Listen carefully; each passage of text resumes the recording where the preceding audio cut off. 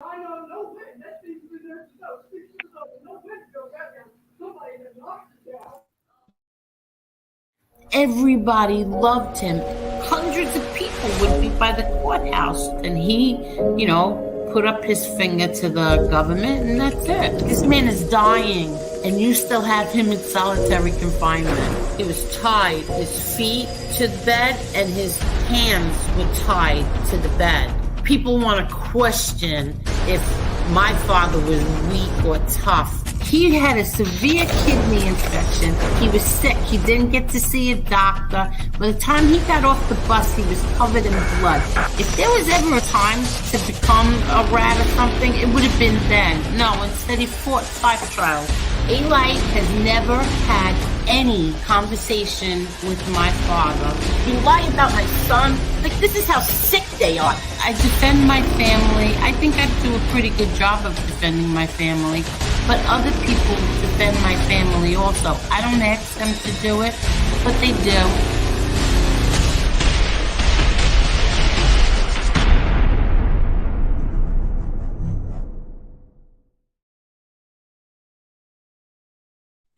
Hello, everybody. Say hey. Hello. Hello, everyone. What's up, guys? Hey, Marla. Hey, Chicky. Angel B, what's up? Hey, Chicky. Angel, how are you? Good. How are you? Good, thanks. Everybody, this is Brian Hoyle, and of course, everybody knows who Chicky is. Brian, tell us who you are. Who I am in relation to this podcast, you mean? I'm an ex-convict who now is trying my hand at acting, and it seems to be working out. I spent 6 years, I believe, 5 years with John Jr. up at Raybrook in upstate New York, a federal prison. And we for being in prison, we had a lot of laughs. What was that? Leave it to them to start as soon as I get on here. Oh, the dogs. What kind of dogs? I believe those are Victoria's dogs. That's the one she's always complaining about. She calls him Cujo, or calls her Cujo. Yes, I'm very sorry. Those are my daughter's dogs. Yeah, and that dog will bark at anything. The wind, she barks. But I'm sorry. So yeah, you were in Raybrook with my brother John. Yeah. You were also with somebody else in there. A few people, right? Oh, quite a few different people. Yeah, good. Some good people, some not so good people. And the fact of the matter is you can spend 10, 15, 20 years with these people, and when you go home, you forget all but a handful. Is that true, really? Yeah. You're there because you have to be. I mean, you become friends with people because you don't want to fight with them sometimes. I mean, and I don't mean that like being two-faced in any way. All I mean is that once you come home, you just have so much. You have no time for anything else other than life, But go ahead. And how many years were you in prison? This time 12. I did 5 back in the 80s for drugs. And then this one here was racketeering and conspiracy, money laundering, the regular stuff from Springfield, Mass. But yeah, it's an education. I mean, I did 5 years in the 80s for the cocaine, and I did 12 for this, and about a year and a half and for a little bookmaking beef in the state, but little skid beef. Like I say to Chicky, I spent more time in the commissary line than he did in jail. So now, did you do your whole time in Raybrook?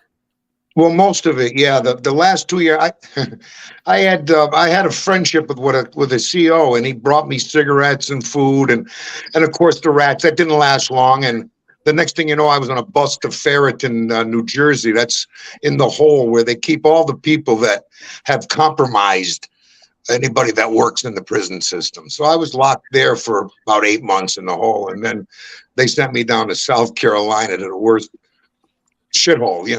That they don't have any weights anymore in the new prisons, and there's not a tree in the yard, that kind of thing. Oh, really? Yeah. And so, and how long were you there? 18 months in the South Oh, Carolina. wow. It Wow. was the last 18 months of my bit, so at least there was no snow. Oh, wow. Okay. So now when you were in Raybrook, you were there with even Dominic Crea's dad, Stephen. Yeah, Stevie. I worked out with Stevie after John left, and he's a tough man, let me tell you, and well respected. I mean, the guy's a man's man, and I hope if Dominic's watching, I hope the best for you in this appeal that's going on. Yes, we all do. We all Yes. do. Um, I'll let Dominic know. But anyway, so now so that's after my brother left. Tell me about how you met my brother and when you first met him, and then tell us Okay. from there. Well, I want to ask you a question about a lying informant rat who made up a lie about my brother John. Two of them. all I'm going right. to ask you about them, but first you let us know how Okay. you first met John. Okay. Well, of course, we all knew that John was coming way before he got there. So there must have been 15 of us standing out front of R&D that's receiving, and with bags of food, bags of clothes. We had a cell all set up for him, a job, which was a nothing job, of course. And as soon as he walks out, he smiles, he says hello to all of us, and then he says, "Go away. I don't want to be a I mean, he says it in a nice way, but don't do this to me. You know what I mean? Like, we made him the focus, and the next thing you know, he'd be in the hole. I mean, so it was a smart move. But slowly, John and I would just carry on more educated conversations than you normally get from a bunch of guys hanging around in prison. So we were drawn to each other that way. We had some really, really good conversations, and that's how our friendship started. And then we worked out in the gym, and all you do in there is watch the news, read books, work out. I mean, if you're smart. Oh, so what do you mean when you all knew that he was coming there? How did you all know? Oh, you get word from whoever your guy is, and from anybody anywhere. Johngotti's heading to Raybrook. Okay, Really? and I don't think I knew he was going to Raybrook, or we maybe did. we did. Oh, you We, did? we knew what bus he was on and what day he was coming. Yeah, Really? and it's that way with anyone. If someone wants to send word gets sent. Wow. So now when he first got there, so you immediately like made friends with him? He was friendly like that, Yeah. or Oh yeah. He was. Yeah. You know him. You know him better than anybody. But he was a guy. I'm going to tell you a story about Billy from Philly. John always was for the underdog. Like he see a guy down, he wanted to pick him up. And that's the truth. I'm not bullshitting. And but that was, yeah, like I said, we'd sit at this bench over by the bocce courts, and it didn't take long before water seeks its own level, and we'd be talking about politics and the law and stuff, because I'm pretty learned too. oh And wow. Well, by the way, Dominic is at an affair right now, but he's gonna check it out, and he said, please thank him on my behalf for the kind words of his dad. Very nice. Very nice. Yes, yes. So he appreciates it, and thank you. So now, we'll get back to the Stephen, or maybe we'll talk about Stephen. How did you meet him? You met him the first time he got there too, or he was there first, or who was there? No, I was there 10 years. I was there before everybody. People come and go. No, Stevie came after John, I think. Yeah, I No, think. John and Stephen did walk the track together. I know that. Yeah, and what I mean is Stevie came after John was already there, already at Raybrook. Okay. Stevie's lawyers were good. I mean, they tried to send him away forever, and they knocked out a bunch of cases. I don't know the particulars, but charges. I mean, they knocked out like 3/4 of them. And of course, even if you're innocent, you still got to do time in the feds. Yeah, exactly. All right, so he was a nice man, and yeah, he was a nice guy, imposing figure. I mean, everybody treated him with the utmost respect, but he treated everyone with respect too, like John. Oh, really? Okay, good. I mean, I knew he would, but so now my brother John and you became friendly, very friendly. Well, yeah, I mean, we saw each other every day in the gym. We were together in the gym. We'd walk the track. He was in a law library a lot more than I was, but we had these benches at the bocce courts, and every Sunday John would orchestrate these breakfasts that we would have, like Fat Larry would have to do the potatoes and eggs, and somebody else would get the little Debbies, and John would always get. John bought everything that the cook had, that the head cook had. We were protein freaks: turkey, chicken, eggs, cottage cheese, and he got it all. And he wasn't a hoarder, that's for sure. We all ate very well. Really? Yeah. Oh, very nice. Well, I remember when went to visit him, and he said, I don't remember why I asked him something, and then he says, "Are you kidding?" He said, "When I go back, I'm going back to spaghetti and white clams." I said, "What? What are you talking about?" Let me tell you, some of these people, I mean, I had the best dumplings of my life from these Chinese guys. Like, they'd have ceramic bowls that you could make in arts and craft, and so you could fry in it because it was ceramic. They'd be frying the dumplings in the microwave.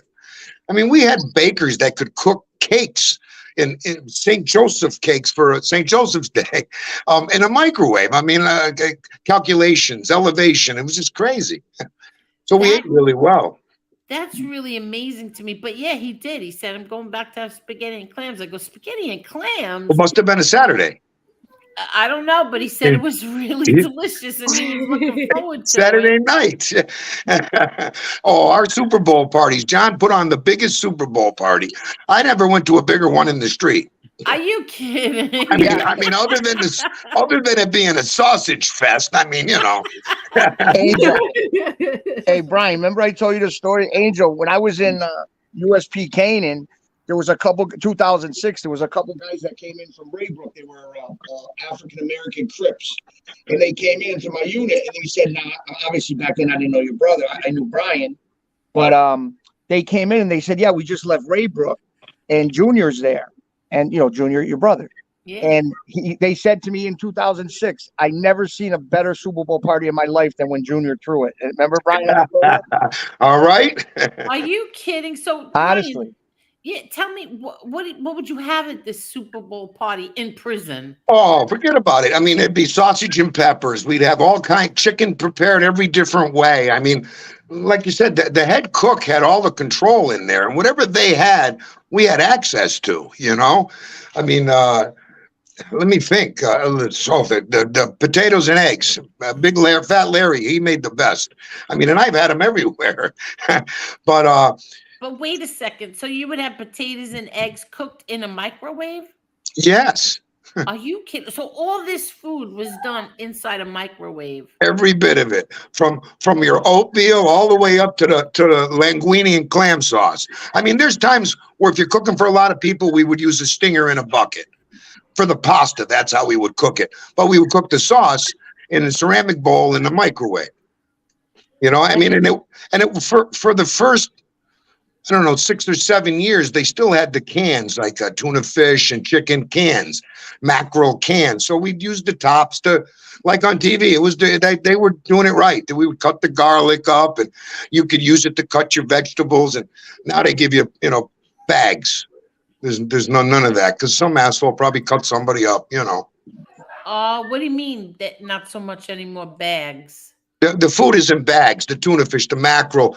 They don't sell them in cans because the tops will be used as weapons. Really? Okay. Yeah. Yeah. All right. That makes sense. Yeah. I'm surprised it took them so long. But I mean, through the years, I mean, it's barren now. I mean, the prisons, no fans. The mattresses are all 3 inches high with a pillow sewn in. You used to be able to have a nice mattress, have a fan and a cooler. Now, none of that. You can't have any of that in the prisons. And then the smoking, there's guys that were doing life that when they took cigarettes out of the feds, I thought they were going to all commit suicide. It was crazy. You know what? That always bothered me, like, to know, like, what did people do who now were in prison and smoked suddenly couldn't smoke cigarettes anymore? Weren't the prisons worried about people going crazy? I know how when I used to smoke and I didn't have a cigarette, I got real nasty. Yeah, well, they did all that smoking cessation stuff. They gave us celery and carrots. But here's how I took care of that. I had a relationship with the CO, and I had cigarettes. I bought cigarettes, cartons from him, and then I would get them. He would bring them in, and I would sell them to the guys that could afford them. I mean, you're talking thousands of dollars for a carton of cigarettes. And I mean, the people were willing to pay it, but I mean, it doesn't last long. A rat couldn't buy a pack of cigarettes, and the next thing you know, I was on a bus ride. Oh, yeah. Well, I mean, I meant that they weren't allowing smoking in the prison anymore. Well, this is what happens. Guys there was big problems. I mean, especially the guys with like life. I mean, I'm never going to smoke again. I mean, it took quite a long time, and they did it in steps. Like it was, these weren't going to be sold anymore. Then you could only buy this amount every commissary, and then they were gone. Oh, wow. Oh, wow. That's something else. Like in state, my nephew was in state, so we could bring him cigarettes. Yes, yeah. Exactly. Yeah, you could bring him a nice care package every time you went up. Yes, I think it was 30 pounds. Yeah, 30 pounds, I think it was. And but now he's not in state anymore. But so your Super Bowl parties and the guards were pretty good in Raybrook. You could all watch the Super Bowl and yeah. One thing, well, they didn't have any say on that. I mean, administration even gave us like a lunch, paper bag lunches, so that we didn't have to leave the dorm to go to the chow hall to eat. They did that on holidays, like one big meal, and then you got a bag lunch that you would bring back, so you didn't go back to the chow hall. And they gave you like a little Super Bowl bag. I mean, it was a bologna sandwich and 3 cookies, but I mean, well, it is what it is. Something, yeah. Yeah, right. So they took that into consideration. So I mean, it was an event. I mean, everybody would have went crazy if they didn't let you watch the Super Bowl. So now you could buy these things in the commissary, like potatoes and eggs, or was it canned potatoes? No. We got the potatoes and the eggs from the kitchen. The head cook who worked there, John, had a contract with him. He sent money to whoever his people were in the street, and and they smuggled everything out for us. Oh, wow, that's something. I mean, anything that was in there. That's where we got our spaghetti. I mean, although Raybrook had fresh tomatoes, green peppers, garlic in the commissary, fresh fruit, different Ben and Jerry. It was the best commissary I ever seen, and I've been in prison for a while. Yeah. So this was vegetables that the inmates grew on the property? No. Oh, no? No, there's no garden there. No, there isn't. I know prisons in California have a garden. Well, the weather's a little more conducive to that too, but It was probably a camp and not a medium, Okay. Raybrook's a medium high, Oh, right. That's right. Medium high. And it gets cold up in Raybrook. Oh my gosh. Oh my God. 50 below with the wind chill, and there's trees they're all bent. The wind goes north, and every single tree, like from birth, it goes sideways. I mean, truly, because of the winds. It's crazy. Even in summer, you see the trees; they're like this. Yeah, I always tease everyone when they tell me, "Oh, I'm from up there." I says, "Is that near Lake Placid and yeah, it is and Raybrook?" And they said, "Yeah, but it snows there in August." See, Raybrook, the prison was built by the federal government and the United States Olympics Committee. Okay, that was used in 1980 Winter Olympics. That was our Olympic camp. That was the Olympic camp. Okay, that's where everybody stayed in all those units from all the teams. It wasn't just U.S., it was everybody. And it was built all out of cinder blocks, so that when the Olympics were over, they took the wooden doors off, took the box springs out, the whirlpools or whatever, and bang, it was a prison for the next 40 years. Oh, wow. Yeah, I mean, it was practical. Hey, Brian, didn't you tell me a story one time, or I don't know if John told me or you told me, But in the freezing cold weather, he used to put on the coat at night and go on the bleachers with a cigar. Was that? Oh, yeah. That was probably John telling you. But, yeah, well, I mean, what are we going to do? Stay in? We walked but he that used to track bundle no up and matter go in what. at night. Yeah, sit there on the bleacher smoking a cigar. Listen, speaking of that, I wanted to tell this story. This is John to a T. This is about Billy from Philly. He was 20. Billy from Philly. And he'll remember him. John will remember him. All right. This kid was 20 years old, 21 maybe, and he was a big kid. And in fact, but he was so naive. He wasn't a criminal. Him and his friends, who weren't all that bright. They were arsonists. They would burn a dumpster, or if there was an abandoned car, they'd light it on fire. I mean, and they'd give each other little stars. I mean, we saw his paperwork. Weird. But so one time in a junkyard, they burnt a bunch of tires, and it damaged the highway, which made it a federal offense. The kid got first offense. The kid got 7 years. Oh my God! When he came to Raybrook, he was pasty white and scared as a chicken. You know what I mean? And yeah. And at one point, I guess he was getting the old dry shakedown. Like somebody will go to him and say, "Hey, there's some guys that want to come on you and get you to give them money every month. If you give me $50 a month, I'll make sure they don't bother you." That type of shit. And excuse my language. And anyway, a guy that was around us lived in the unit and mentioned it to John. Well, the next time we saw Billy walking the track, he said to somebody, "Go get that kid. Go get him. Bring him over here." So he goes, gets him, brings him over. John introduces him. We introduces all of us around. We all walked the track with him a couple times. He never got bothered again. The kid started going to the gym. He took it serious. He lost like 80 pounds. The kid was a new kid, you know what I mean? And because John befriended him, because he was a scared rabbit, you know? And he didn't, there was. You see, like I have tears in my eyes right now because I know my brother John, and I mean, you know my brother John. These people don't know John. Yeah. They don't know him. So I know what you're saying right now because that's the way that my brother is. And when I say that to somebody about what a sweet guy this guy is, yes, they're like, "Yeah, right, go fuck yourself, excuse me." Yeah, but yeah, right. He was a boss of a crime family, and he's that kind of guy. Yeah, he is. No, yes, he is. Yeah. Yes, he really, really is. So yeah, I could picture that whole thing. So that's nice. So the kid Billy from Philly lost 80 pounds. Oh, Yeah. That's so nice to know. Yeah, he was on the treadmill, and every day he'd come and say hey to us, guy, and he'd come and eat with us every so often on a Sunday, you know.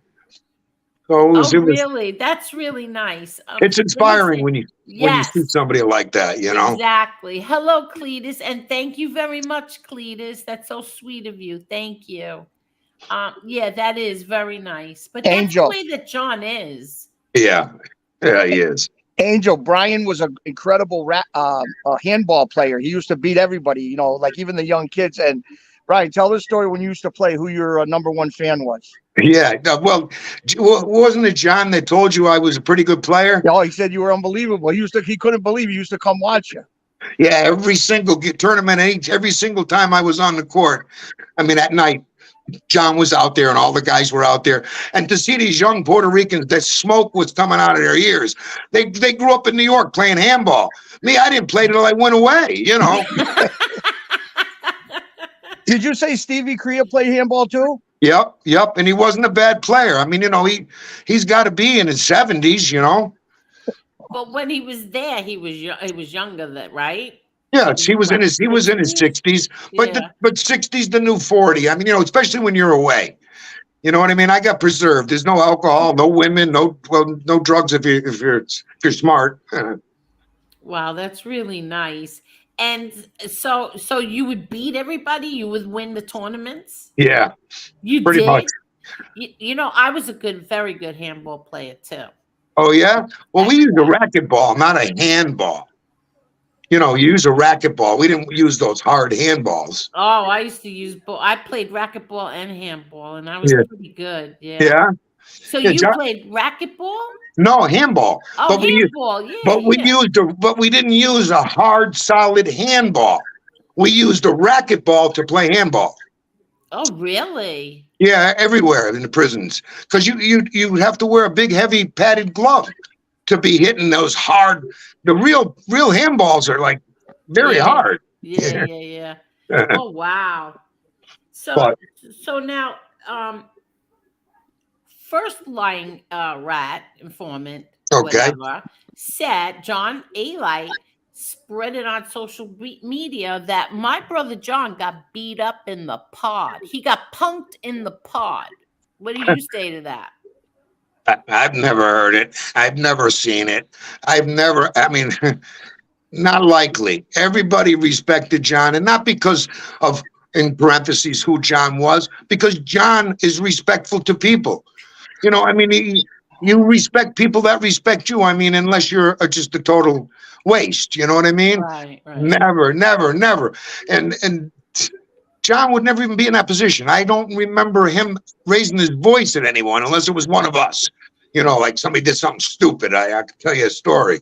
Is it a bad story? I mean, it had a happy ending for all of us but one. All of us but one. Tell it. We want to hear. All right. So we had a crew about 15 to 18 guys, and we hung around every night together, you know, at the bocce courts or walking or whatever. Well, one of the guys that was around us, he was from Brooklyn, Italian guy. He ran up a $2,500 gambling debt with the Chinese. So he didn't have any money. So he didn't have any money, and here he is betting. So it got to the point where where there was going to be a big problem. And of course, whether our guy was right or wrong, nobody's doing anything to one of us. You know what I mean? So it had gotten to almost that amount, up to where we were going to be ganged up. And John paid them the money that this guy owed them. Because here was his answer. I can't ask any one of you guys to put a shiv in your hand and defend for this guy here. You know, I can't have that. So he paid the guy's debt. Now the sad part of it is later on we found out that it wasn't for betting. He was a junkie, heroin. Oh. And yeah. And then John regretted putting the money up, but then the kid was thrown out, couldn't come around us, couldn't talk to us. He was an outcast, and then he was prey. You know what I mean? Oh wow. Yeah. Oh, wow.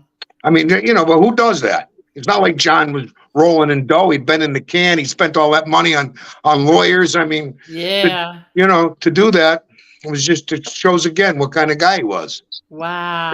Is. Wow. Okay, here's the other one. Lying, informant, rat, whatever. Number two. Number two. John Panisi said that my brother got yelled at or something over an episode or a TV show, The Sopranos, by a guy named Big John. I don't know his last name, but whatever. Where was this? In the street? No, he says in Raybrook. HBO. Yeah, exactly. The Sopranos. Yes. You know, it's funny. I never saw The Sopranos till I came home for that simple reason. We didn't get HBO. We couldn't watch an R-rated movie. On weekends, they would rent movies from the video store, and of course, we saw the same ones 1,000 friggin' times because they had to be PG.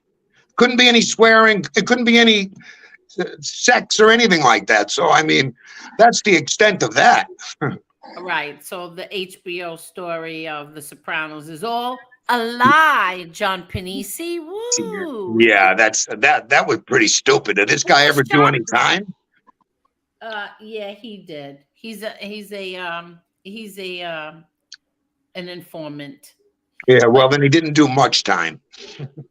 Yeah, I don't think he did. Oh no, he did, but I think it was in state. He did do big time in state when he was a kid, but that was Oh. Yeah. Well, you know what happens? Time. Well, either you're a man from birth to death, or you're not a man.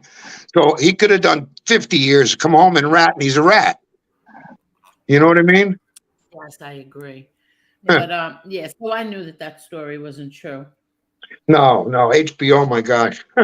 So no, you didn't have HBO. So wait, look at this. Amor says my cousin had his throat cut with a tuna fish can top when bench pressing in 1987. It wasn't deep. He lived. Sure. Wow. Right? I didn't make that up. Wow. Wait, what is this? Or jails? I can't remember. I saw it on some special about prison. Oh, all right. I missed your first part of that. Brian, tell him, Angel, he was also with Joey Merlino. They used to play cards at night. Oh, I didn't know that. He was in Raybrook? No. My first federal bit, I was in a McKean. We opened McKean up in Pennsylvania, and he ended up there. You know, little Joey and Ralph Natali was there too. Speaking about rats, but Joey Lombardo. See, when I was in my coke bit, everybody seemed to be rats, so they sent the good guys as far away as possible, and the rats were, could stay in their own region. So I ended up in Sandstone, Minnesota, and that region was Chicago. And Joey the Clown Lombardo was a captain with the outfit in Chicago, was up there doing 17 years because they had a senator on the. They were taking money from the Teamsters pension fund and building casinos, making the Teamsters plenty of money. They didn't steal it; they gave it back with interest, Right. But it was illegal. So anyway, the head of the union, president of the union, his name was Alan Dorfman, and he was murdered. I don't know how many years ago, but maybe 50 years ago or so, right around this time, and 40 years ago. At any rate, Joe Lombardo, that I was with on his case, had gone home. He was 80 years old. They did DNA on a hair that they found in a mask that was used in the murder of Al Dorfman, and it was Joey, and he died in prison. They locked him. Yeah, they gave him life for 82. They gave him life. Oh wow! But what a great guy. They called him the Clown, but never to his face. But not that he would mind. He always had a smile on his face. He always had a cigar in his mouth. He kept himself unkept for a reason. He always said, smoking mirrors is for fools. Like he walks around like Minnie the Mo. People didn't take him serious. Not that he needed to be taken serious in there. You know what I mean? But yeah, he was a funny guy. Like his hat would be dirty and his pants would be pulled up high, and he'd laugh at people and giggle and tell stupid jokes. Was there what was the reason for that? He wanted people to think he was crazy? Yeah, pretty much. But I mean, like, and it was like if people will put your guard down around a guy like that, a serious man, you never do. Yeah, exactly. So he got to see what people really look like sometimes. You know what I mean? Oh wow! Yeah, Brian, tell Angel and everybody the story about when John told you about the rats walking around on the compound. I was like, geez, there was one in particular. I'm like, geez, I'd like that. This was Joey. This was Joey the Clown. I said to him, Joey, I'd love to fucking have a gun. Excuse me. I'd love to have a gun and kill some of these rats. He goes, you would need a chest. And he puts his hands out 3 feet, 3 feet, and 3 feet high, full of bullets to get them all. Are you kidding? No, I mean, he knew back then that even in the feds, 75% of the guys were rats. Yeah, but no, Brian, I'm talking about the story when John said we're gonna have to check in. Never mind the rats. Oh yes, that was John. So it was like you can't ask for people's paperwork anymore. Okay, they can't have their criminal docket. The shows if they're cooperators, 5K1. They can't have their PSI. I mean, they can have it, but. So I guess they really can't even have some of this stuff sent to them, because the reason why is they have to prove that they're not rats to people on the compound. So you'd have to get it sent in through when you got a stack of legal stuff and hope it got in, and people and rats would use that as their excuse. Well, I couldn't get it in. I tried, I mean, whether they were rats or not, who knows, but when in doubt, you just leave them alone. you know. But like John had said, he says, you know what, Brian, it's getting so bad that when we come through the door from R&D, we're going to have to say we cooperated. If not, we're going to go up to the hole. We're going to go right into the shoe. You're stand up? Oh, you didn't tell? Get up there. Check in right now. My God. So now, I'm sorry. Go ahead. Oh, I was just going to say, I mean, for being in prison, we had some laughs. There was some memorable conversations, and there were some people that, some serious people that, you know, when you're around them, you get to see their wings opened up, so to speak. You see who they really are, you know what I mean? And there's some really good guys, and there's some shitbags, of course. Yeah, of course. Andrew, you want to hear the story how Brian got in contact with your brother? Yeah, tell her, Chicky. You understand?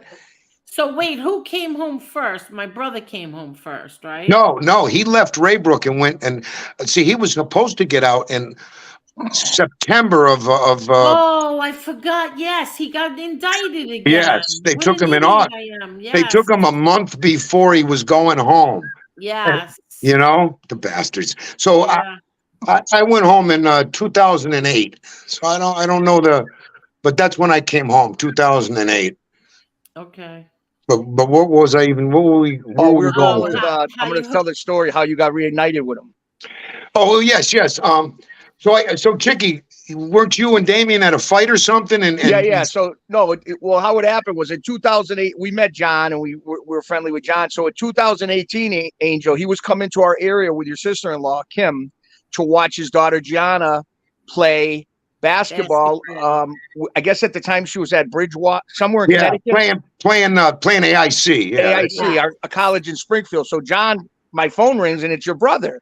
And he's like, Chicky, I'm coming to Springfield with my wife. I'm coming to watch my daughter. Do you guys want to meet me over at AIC and watch the game with us? I said, absolutely. So Brian hadn't seen your brother since, like I said, whenever your brother left Raybrook. Right. So I told the Damien, don't tell Brian where we're going. So I called Brian up and I said, Brian, you got to take a ride with me tonight at 8 or 7 o'clock, whatever time. And he goes, where? I go, we just got to go somewhere. I'm going to come pick you up. I never told Brian. I never told your brother. So I bring Brian with us and we walk in the gymnasium and that picture is a thumbnail of that night. We walk in and they seen each other and it was because no one told either one of them. Yeah. Yeah. Well, and it's funny because a friend of mine was like John was his idol and he never met him, of course, just had heard about him. And we called him up and he came to the gym and he was so happy. He got a picture with Johngotti. He's got it up on his wall and tells people, Mike, bro, you know, yeah. But that's wow. He's a good man. Yeah. So what happened then from there? So you two saw each other. You were both very surprised. And then what happened? Well, what happened? A hug and a kiss, and we stayed in touch ever since. Yeah. You know what? How did you get involved now with Sec Mafia, which I hear is coming soon? Well, Brian, you didn't know. Yeah, I've been saying it's been coming soon, but actually it's in editing and all that stuff, all the episodes. So this is more than one.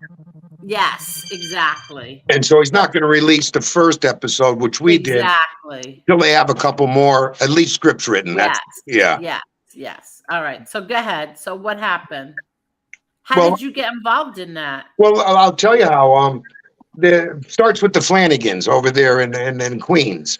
They were, Chicky and Damien had gotten involved with that, with the Flanagans. And I was home. And I guess what happened was they started shooting.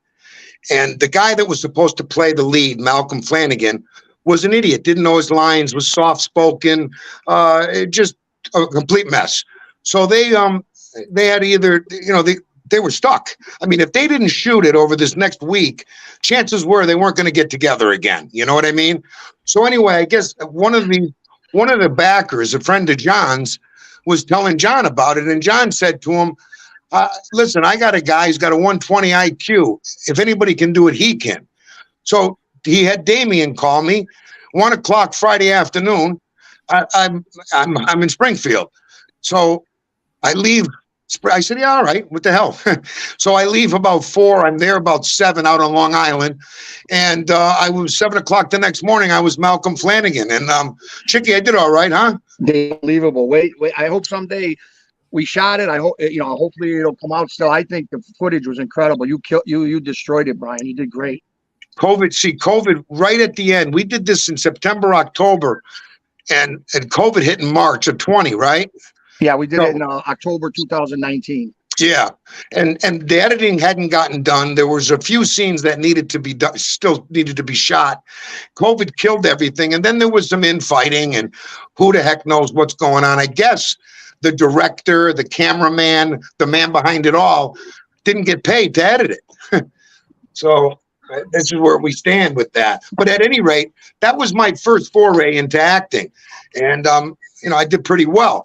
So John gave me an audition for Jimmy the Bear Fleming in Witsack Mafia, and I got the role. Really? Tell her about the experience in Miami, Brian. With I couldn't go because I was under the federal. I was going to court. But tell her when you guys went down there. Oh, it was the best. We were at the Trump International. Every meal, we were catered like kings. Transportation.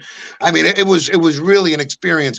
The Flanagans was a $35,000 budget. This was over $1 million, and it was just done right. John directed the whole thing. There was some beautiful 1965 cars in it, and I can't wait to see it. Yeah, so, I heard that my brother was like a stickler, like you to the T. You had to have the same shoes on that they would be wearing back then. Yeah. He rented the cars, and the scenes was the Anderson in Miami, and it's a retro bar. It's a 1950s, 60s bar.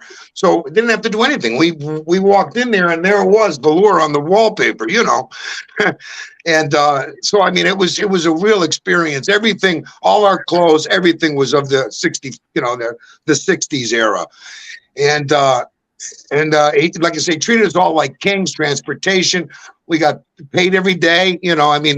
Paid good money, and I can't wait for it to come out. Like I said, and from that, Chicky and I ended up getting involved with Featherweight, the newest thing that just came out. Oh, right? Yeah. So now the Featherweight, that movie is about the boxer. What's his name? Willie Pep. Pep. Guigliardo. Chicky, what's his real name? Who, the producer? Well, no, Willie Pep.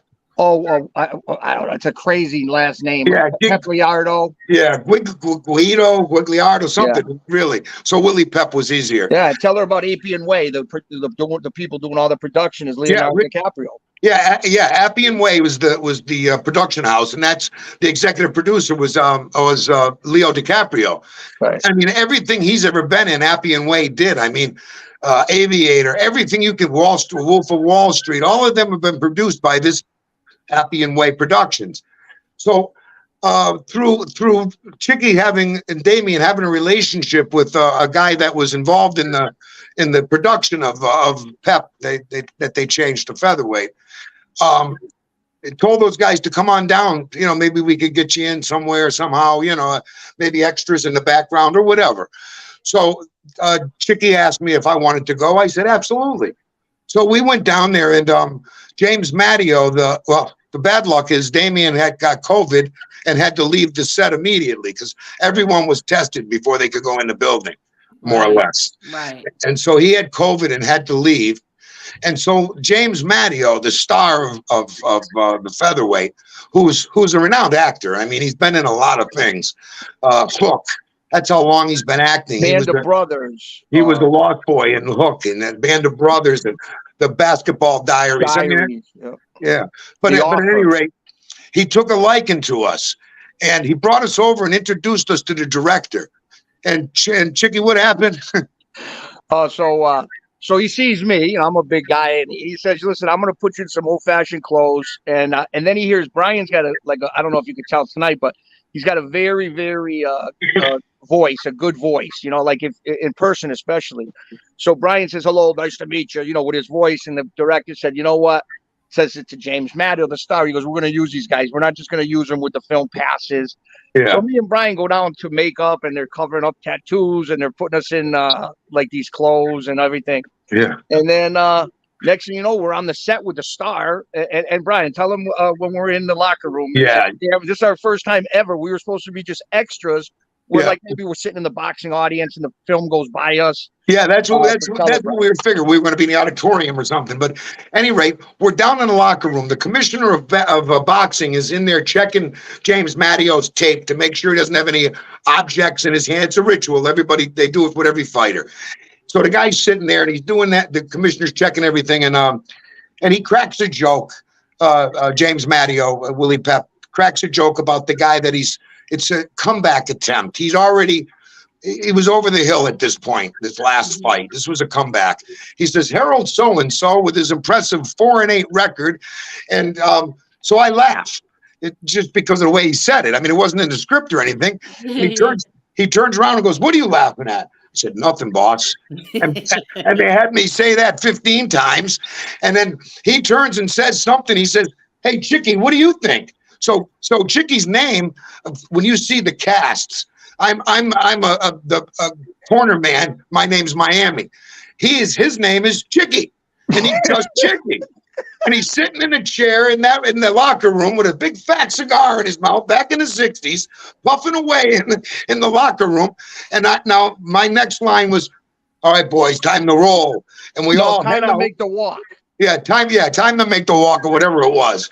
And I lead the march with everybody going behind me. And Willie Pep is sparring with himself, and we go around the corner and there's two guys cleaning up, having a cigarette. Go, "Come on, champ, go kick that butt." Go around another corner, there's a guy, a chef, having a cigarette. And he says, "Come on, Willie, show him what you got. Show him." And we walk up the stairs, and of course there's not a soul there, but the ring is there, and they'll fill it later. But it was amazing we were going to go there just to sit in the bleachers and the hope that the camera went by us, But Brian, do you remember when they did, James Maddo does the scene when he's getting his hands wrapped and he's talking about, like you said, about, impressive record. Yeah. But without telling me, when the camera went off, he looked back at me and he said, "I thought I was just going to sit there." And he goes, "Chicky, just roll with whatever I say." So yeah. I'm like, okay. First of all, I didn't know he was going to call me Chicky. I thought he was off camera. I didn't know the camera was even running. He turns around and he stands up. Remember B? And he goes, "Yeah. What are you laughing?" Like, no. What did he say? Something to me like, "What are you laughing at?" Not what are you laughing at. That's what he said to me, but he said something to you like, "What do you think, Chicky?" Something like that. Right. So then I just said, thinking we're off camera, I just said, like, "I'm talking now." I said, "Oh, don't worry, blah, blah, blah." So now the director says to me, "Angel, yeah, do you remember what you just said?" I go, "Yeah." He goes, "Say it 6 more times." And from every angle of different cameras, they made me re-say it. And he kept saying Chicky. So I said, afterwards, I said, "James, you said my real name. Is that normal?" And he said, "No, you're Chicky in the movie." Oh, really? Yeah. And can't wait for Witsack, can't wait for featherweight, maybe the Flanagans. And now most importantly, Damien and I have written a script for a feature film called Hungry Hill. Originally we thought it was gonna be a pilot for a series, but with further thought and advice from more knowledgeable people in the profession, we're gonna go with a feature film. And we're now in pre-production. We've raised money for a writer because Damien and I wrote a great story, but it's not a script. It has to be in script form and all of that. So we've fundraised with Indiegogo. We've had a couple of fundraisers in Springfield, and we're real close to our number. We have to reach 10,000 to do this movie binder. And the movie binder shows every day what the costs are. It's the whole breakdown. How many days? What did the cast and the crew, how much did it cost? Transportation, food on a daily basis, and how many days? That's the bottom line. Okay, and then a projection for what you're going to do with the possible limited editions, stuff like that. So I mean, we're heading that way. We're hoping to shoot in the fall, and wow. yeah, keep our fingers crossed. Yeah, I think I played that on here. Is it on a channel I can go and get it and show it to everybody here? The trailer? Yeah, Yeah. you played it, Angel, when Damien was on like a month ago. Remember, you played the whole. Yeah, but she is it played on the, Damien? Is it on Damien's channel right now? No, it's on. What's it on, Brian? The Indiegogo.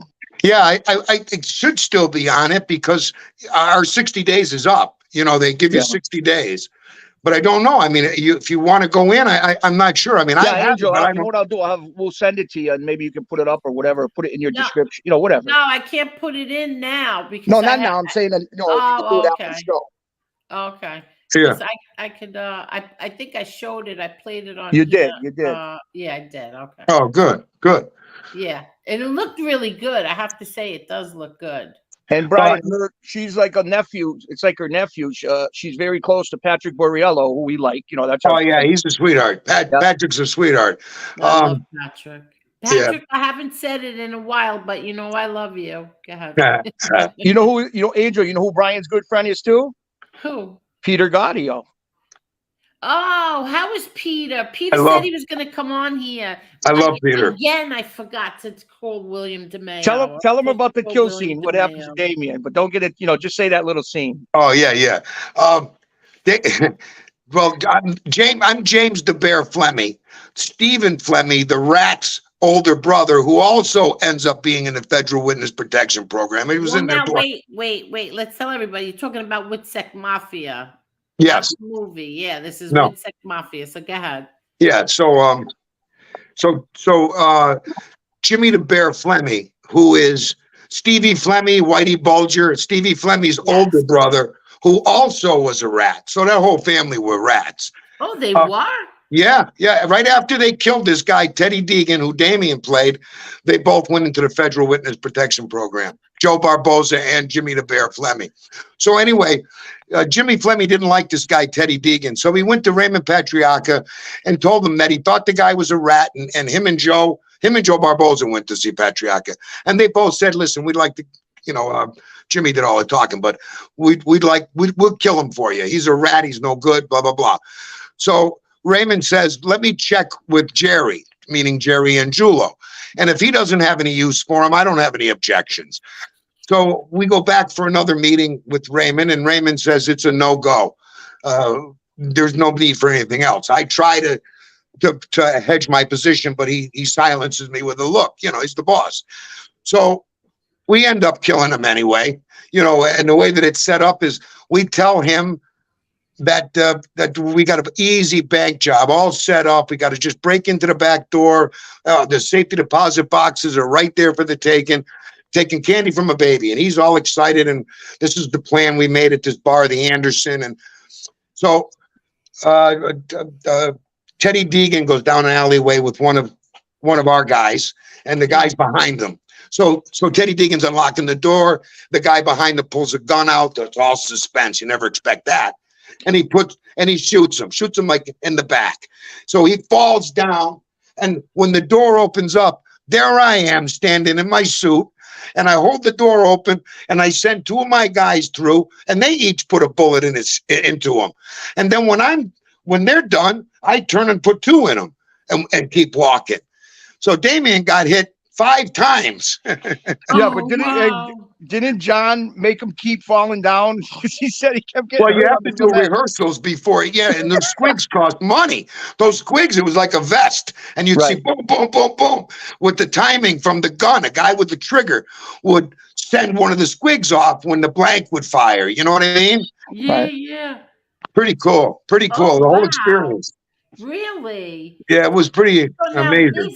This was about that episode is about Joe the Animal Barboza, and that is he was not only a rat, but he was like another Greg Scarpa, right? Yes. Well, here's the thing. Exactly. The FBI sent 4 innocent Italians. Well, maybe it may not have been innocent, but they were of this murder.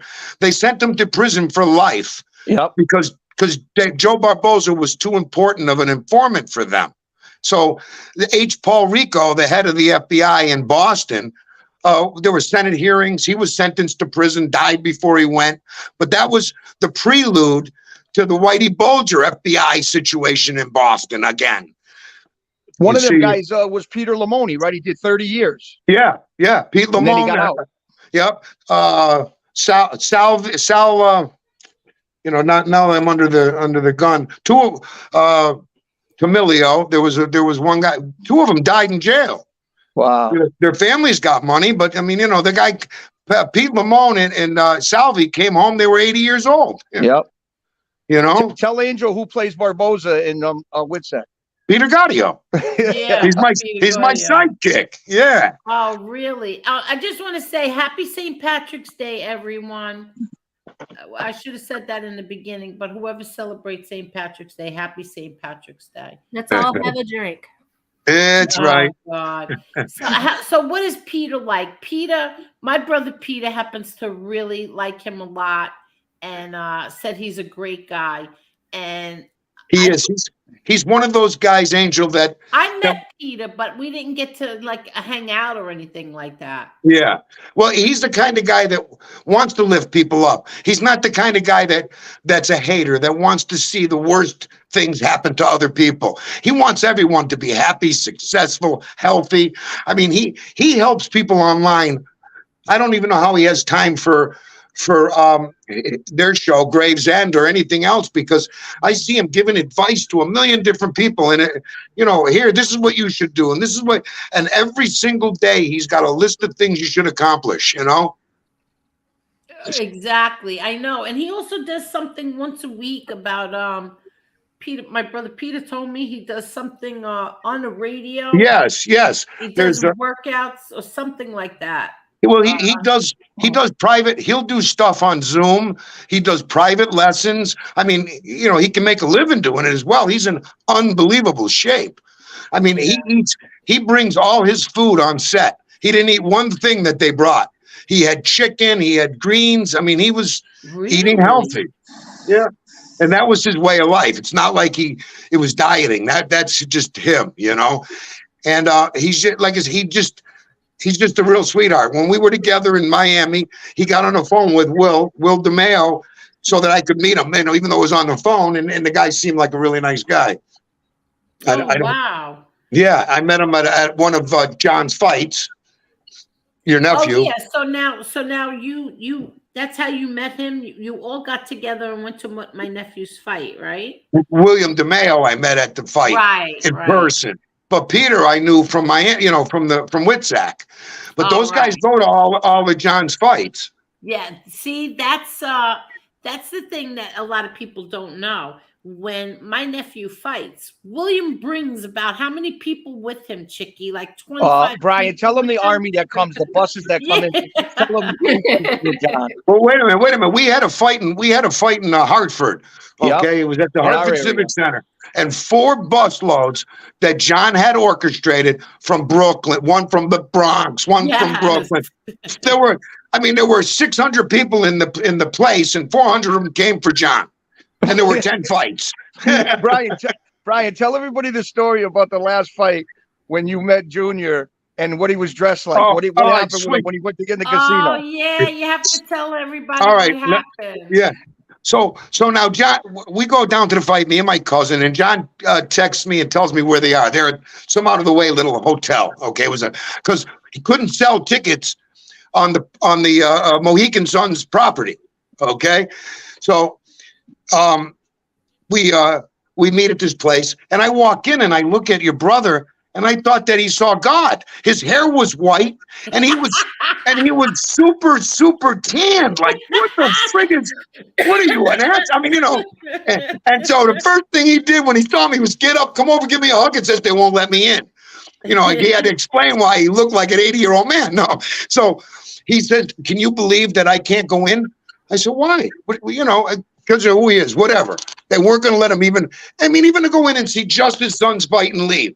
So on with the baggy pants, the flannel shirt, the big glasses, the COVID mask, and a cane. And none of us went around him. He walked in with 2 guys younger than him, and they were 70. And so the 3 of them go in, and John sits like in aisle F, you know, A, B in the front row. And he sits on the end of the aisle, and he's got his cane. And when he got up, he would shake. You could see his hand shaking. And he should have been in Witsack. I mean, what a good job. And then after John won his fight, then John didn't care anymore. Take the mask off. Everybody was around him because there was an after fight party, and he didn't care. Throw me out now. I saw my son win. See, he put on a disguise just to get to watch his son. Yeah, of course. Hey, Brian. Brian, tell the story before John the Third fights. If you're drinking beer, having a good time, if John sees oh my God. Well, listen, Damien will tell you. You know, Damien had a little bit of buzz on. But you got to tell everybody, my brother's a nervous wreck. You cannot talk to him. No. Like 2 weeks, a week, especially a week before the fight, I will not call him. I will not talk to him. I will not bother him with anything. Angel, how about if you're sitting next to him an hour before the fight? All right. So I'm like chewing my tongue, you know.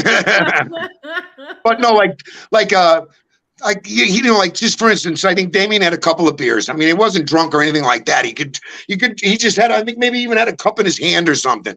And John's like, what are you celebrating? John hasn't even fought yet. He said,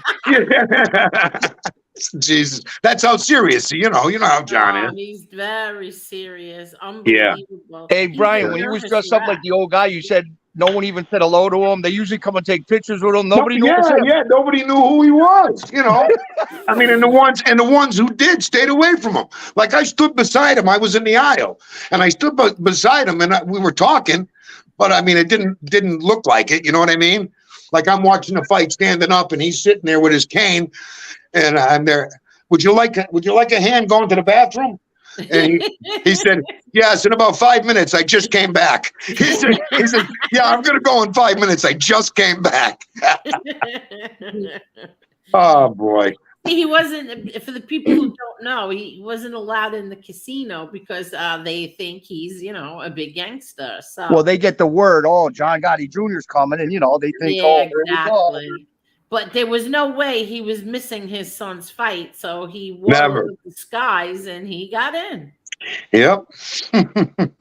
That was amazing. Like I said, when I walked in, his hair was white, and he had that spray tan on. That's so funny. What did he say? That him and Big Steve went to Walmart and bought the stuff, or somewhere? Yeah.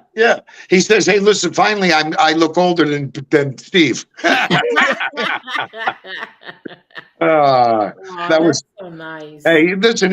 You know, always look at the funny side of things. You know what I mean? Life is short, and John's great. I mean, you know, Angel. He'll say something funny in a heartbeat. You know. You know what's nice too, is John came to Springfield. Oh, there it is. The guy just put. I know, but I can't get the link from here, so I can't. Let me see if I can get it if I come out of StreamYards. But go ahead. What happened, Chicky? No, I said John came to Springfield to film an episode of Woodsack Mafia. Remember when he talked to the Mike Albano. He was the mayor he was on the commission. There was a certain commission at the time. I can't remember exactly what it was, but he was involved, and he knew firsthand of what went on with the 4 Italians. Because what had happened was Dukakis was the governor at the time that they hid everything and let Barboza run wild. Once Weld took office as the governor, they found this old legal stuff down in the basement somewhere, pulled it out, and lo and behold, those poor bastards weren't guilty of anything. Of that murder, at least, you know. Oh, really? Yeah, and they were released. Each family got 25, 30 million. I mean, the 2 that passed or even the 2 that lived, how are you going to pay for 30 years, you know? Sean wants to know, Angel, did they film in San Francisco? Because that's where they killed him. Yes, we didn't film in San Francisco, but yes, about 6 years later, because Joe Barboza was the first witness protection. The very first one in the program, and 6 or 7 years later, he was relocated to San Francisco, and they drove by in a van and blew his socks off with a shotgun. He didn't make it, so it was great to hear that the first rat in the program didn't make it.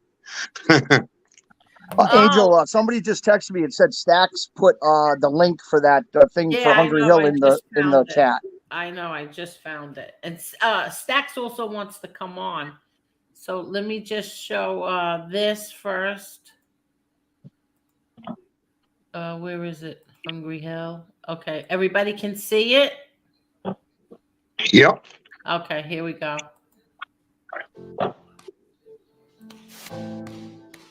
This is a tough town. You have to be tough to live in Springfield. A lot of these kids come from nothing. A lot of them don't have parents. They were raised by the streets. That's why this sport is thriving in Springfield, Massachusetts. Born and raised in the city. I started my life with crime when I was 17 years old, throwing Molotov cocktails for the Italian guys. My career was 10 years long. It was a little shorter than I would have normally liked it to be, but I had some injuries along the way and some roadblocks. I had 17 professional fights. My record's 10-7. My name is Damian Trites. My fight nickname was The Omen, and I'm here for Hungry Hill. I'm Brian Hoyle, born and raised in Springfield, Massachusetts, co-producer and creator. So that was you, Brian, right? Yes. That's you. That's Yes. Brian. All right. Of Hungry Hill. I was in federal prison for cocaine distribution, spent 5 years for that. And I came home, I said, I'm never going to sell drugs again. So I started lending people money and money laundering, bookmaking, ended up catching a big case, and I was in the feds for 12 years. So when I came home in 2008, and I went away in 1996, I didn't want to go back. When I came home, I saw a new city. Hungry Hill is about a fighter, Odie O'Donnell, who comes from a family of criminals, the Irish underworld, with ties to Boston. Boston's only an hour from Springfield, and he's struggling within himself to be an MMA fighter or to be involved in the life, the organized crime life. And this is my town, and Hungry Hill is my neighborhood. And my family means everything to me. For the most part, this is the way it is. This is the way we grew up. This is the life. The crime and the MMA is very close together. As we know, in the world of combat sports, there's always the crime life. There's some underground stuff going on. And also, MMA is becoming bigger as we sit here. Even when Damian was in the ring, professional, it didn't pay. The people, it wasn't there like it is now. So what happens is Odie O'Donnell gets into a gambling debt with the Italians, and there starts to be some fighting. Basically, he's on the fringes of organized crime, struggling to make it in a neighborhood. Me and Brian met about 20 years ago, and we acted on a project called Witsec Mafia by Johngotti. Brian spent some time in Raybrook prison with John Jr., and we were inspired by that, and we both wrote this story. I did the MMA element of it, he did the crime element, and we put it together. Hungry Hill is a part of Springfield, and we know the area, and we know we built our characters around people that do exist. We have my friend Dave Chicky Ciccatelli. I play Salvatore Sorrento, who basically is on the Italian side of things. He's basically somewhat of an underboss, colorful character. We have Brian Hoyle, who plays the patriarch of the O'Donnell family on the Irish side.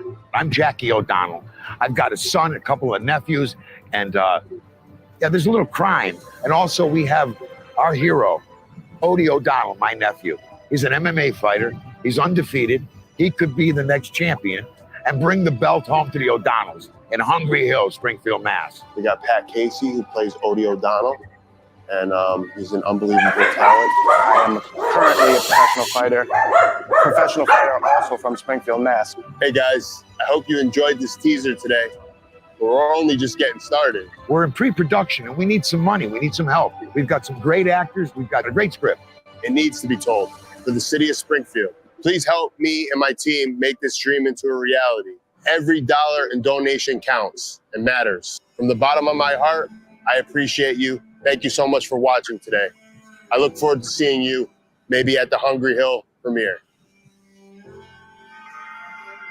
All right. Hungry Hill.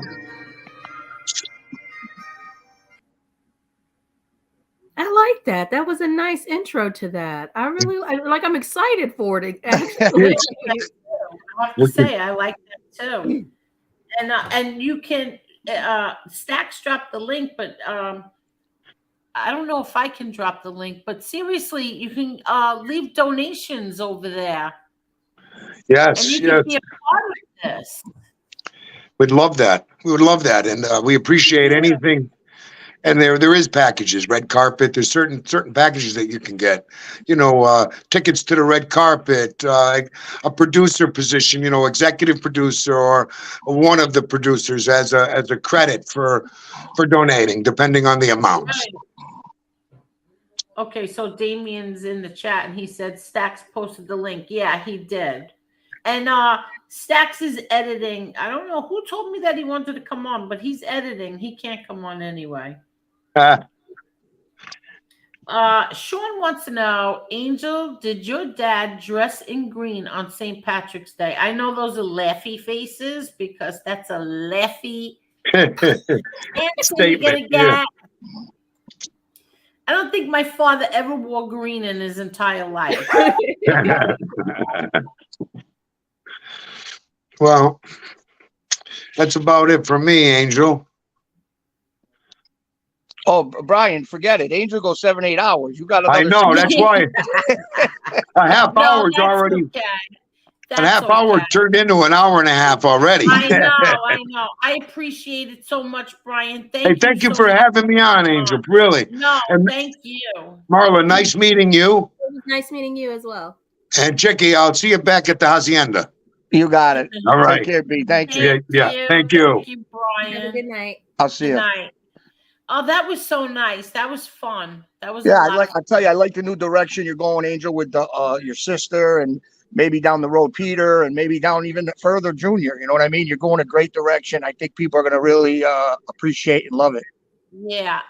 Thank you. Thank you so much. I wanted to address something real quick tonight.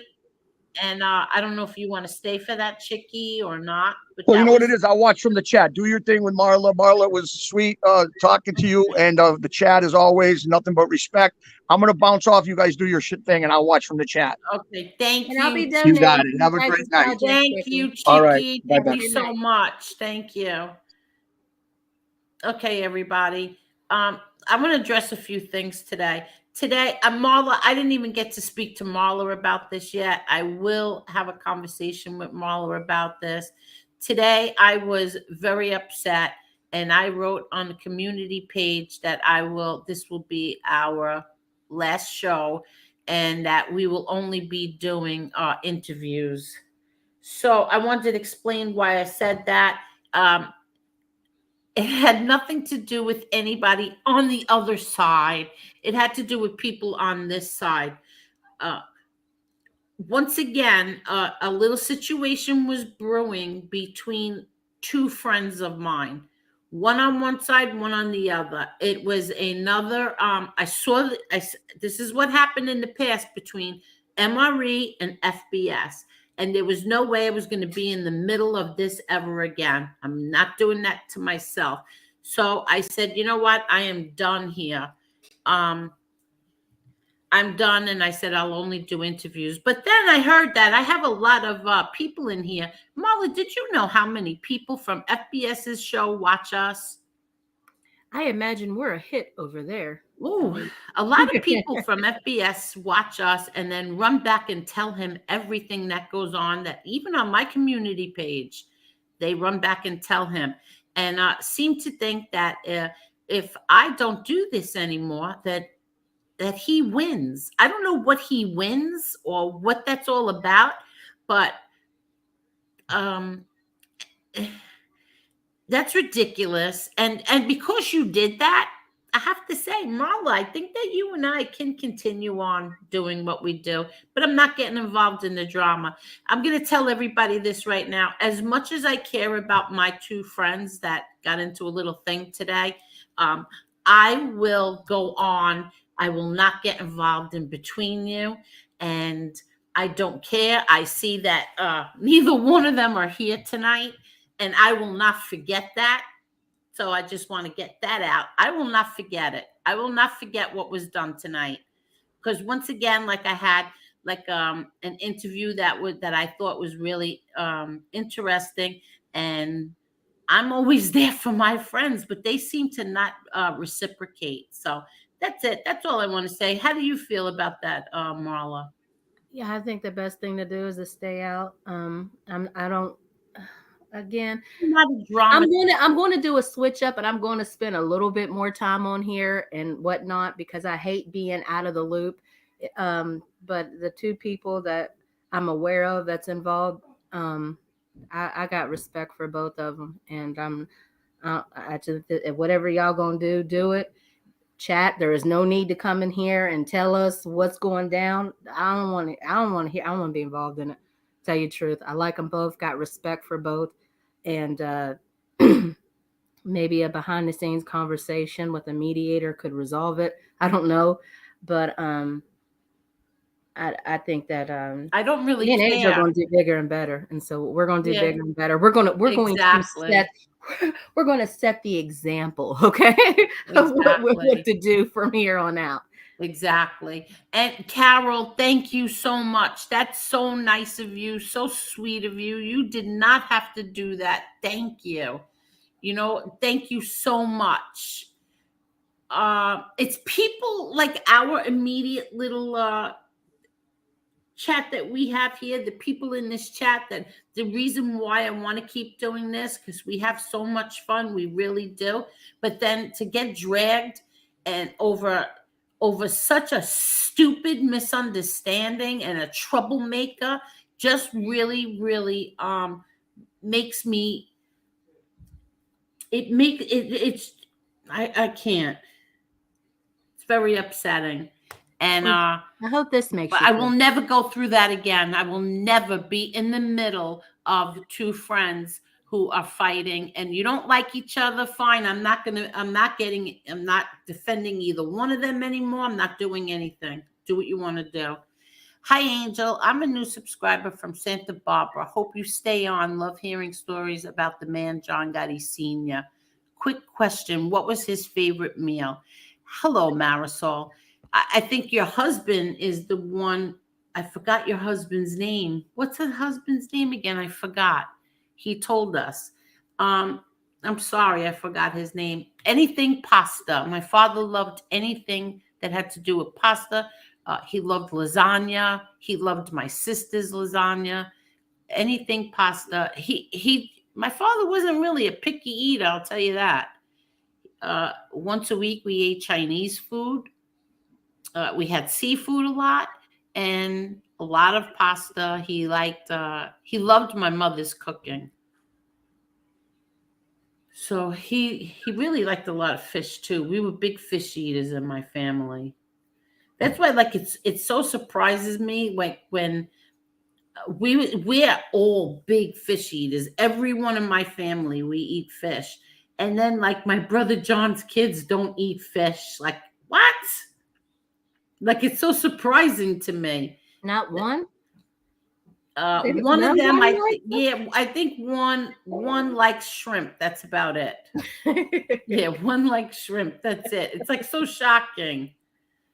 It's so funny.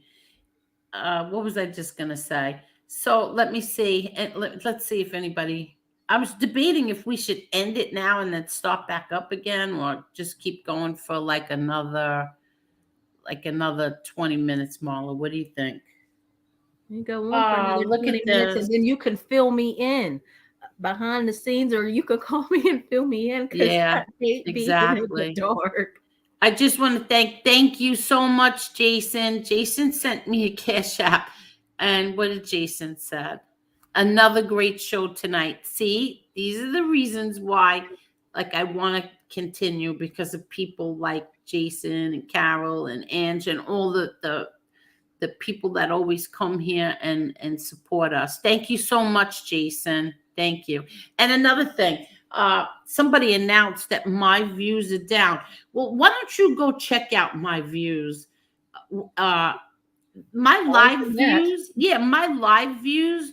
I mean, we do okay, but it's after that. And not for nothing, but my live views either beat yours. My live views beat a lot of people's on here views. So I don't know what people are like. Why people always have to bring me up and try to knock me and all this stuff. And yes, I know I can get any interview, most interviews. Yes, I can. But I'm just trying to build up first before I ask these people. Hey, could you go? Oh, wait, I just turned that off. Thank you. I just ruined that little noise that this thing gives. Yeah. Look, Angel. See?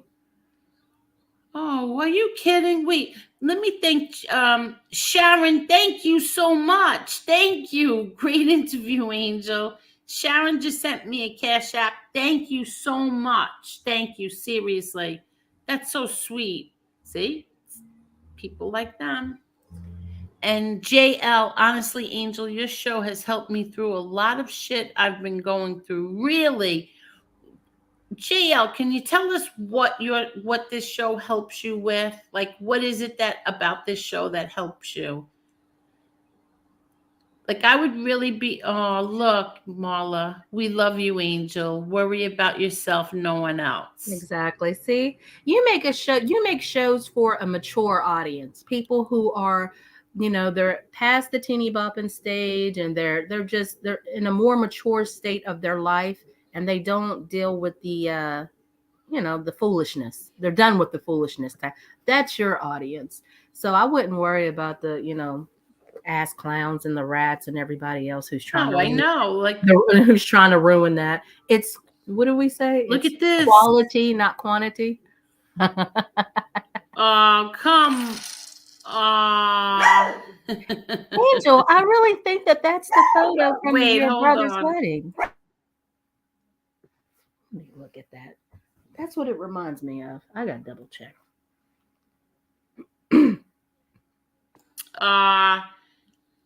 I just got a Cash App, and I want to say thank you so much, JTP.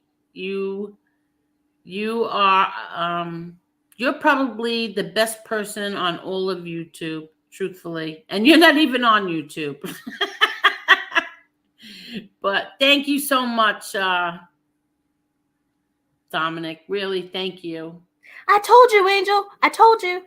I know. Thank you so much. That's all right. the picture from your brother's wedding. Is that it? How do you know?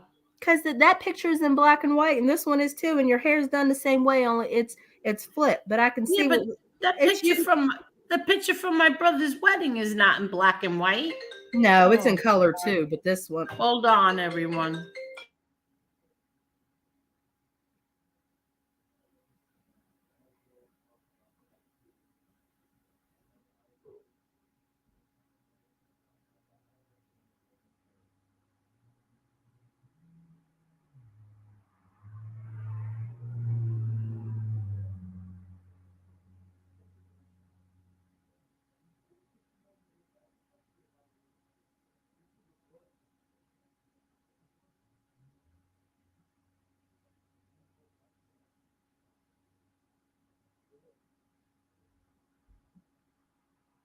Oh, hell. I'm sitting here looking at the picture dead air. Sorry, guys. Hey, Mr. Smith, what's going on? Gerard, I believe her Cash App is, I want to say it's right there. Timeout. Let me go back.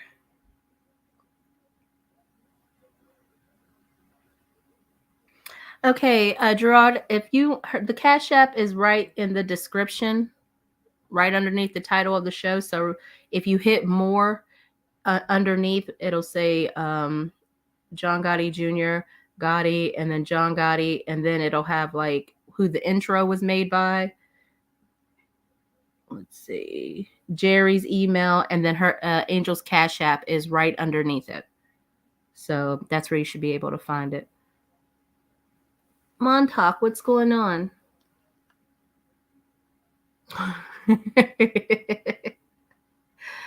Or you could just go with best friend's suggestion.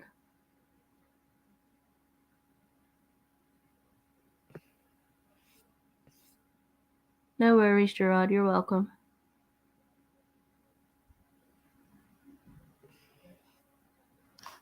Oh, lowrider girl. What's going on?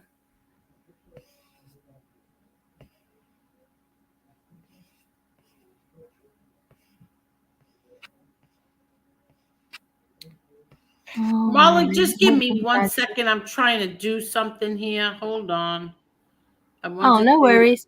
Yeah, I wanted to, my friend is in the chat and hold on. Oh my God, I don't even know where I am right now.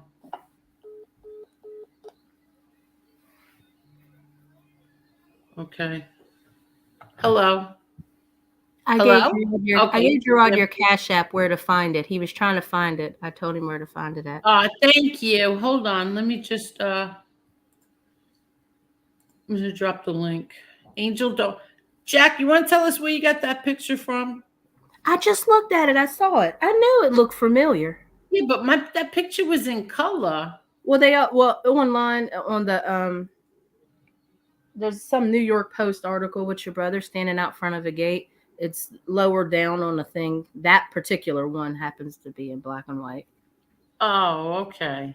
All right. So anyway, that's another thing I want to talk about. Now, see this? I just ate a big bowl of cabbage, corned beef, and potatoes and carrots. It was so damn good. Well, very good for you, Bill Jordan. I want to know if the Cardinal came out today and gave people permission to eat corned beef and cabbage today, because today is Friday during Lent. And what did everybody, the Irish people, do today? Did they eat the corned beef and cabbage? Anybody want to answer? I didn't. Well, you're not Irish, Marla. Well, I'm Catholic. Oh, so you don't eat meat on Fridays. You don't eat meat altogether. I eat boneless chicken and I eat fish. Oh, you did? And it depends how they cut the beef, because I don't like the fat. Well, Marla, but you're not a meat eater, so you wouldn't. Okay, wait. Solid State Angel, thank you so much, Solid State. Thank you. Listen, I told you. I knew it. Angel, it's a picture from your brother's wedding. I just flipped it. Well, why didn't you find the colored one? Why'd you use the black and white one? Ooh. I know. You're all tan and, well, you're both kind of tan. Except your face. It's all gray. Oh. Gerard, thank you so much. Gerard sent me. Thank you, everybody. Thank you so much. Thank you. And look who's here. Nicole, I'm telling you right now, don't bother my people with their cash apps. Yeah. Okay. I like to say one thing to one person you got in here that's starting trouble. No. Don't even. No. I'm going to answer Delstrain. Delstrain, you said MRE Legend Lee. I am not a bar. Something you said. PACs must need drama dollars. If I need drama dollars, I would be doing live, Delstrain. Every show you talk about me, you put my name in every. So do me a favor, Delstrain. I won't mention you. You don't mention me. It's pretty simple. It's easy for you to sit in there and say a bunch of stuff about me, and you do it every night. You keep making these remarks now for 2 years. So do me a favor. Go over to Instagram. If you need to talk to me, come talk to me. But cut the crap with this stuff all the time. You're putting stuff down. You don't know nothing about me, Delstrain. Nothing. Okay, so. That's all I want to say. Okay. Yeah, I just want to know why. Renee's having linguine and clam sauce. I love seafood. Probably going to make fried shrimp too. I love seafood too. And mine and my brother John's favorite pasta is linguine with white clam sauce. My brother John and I both love it.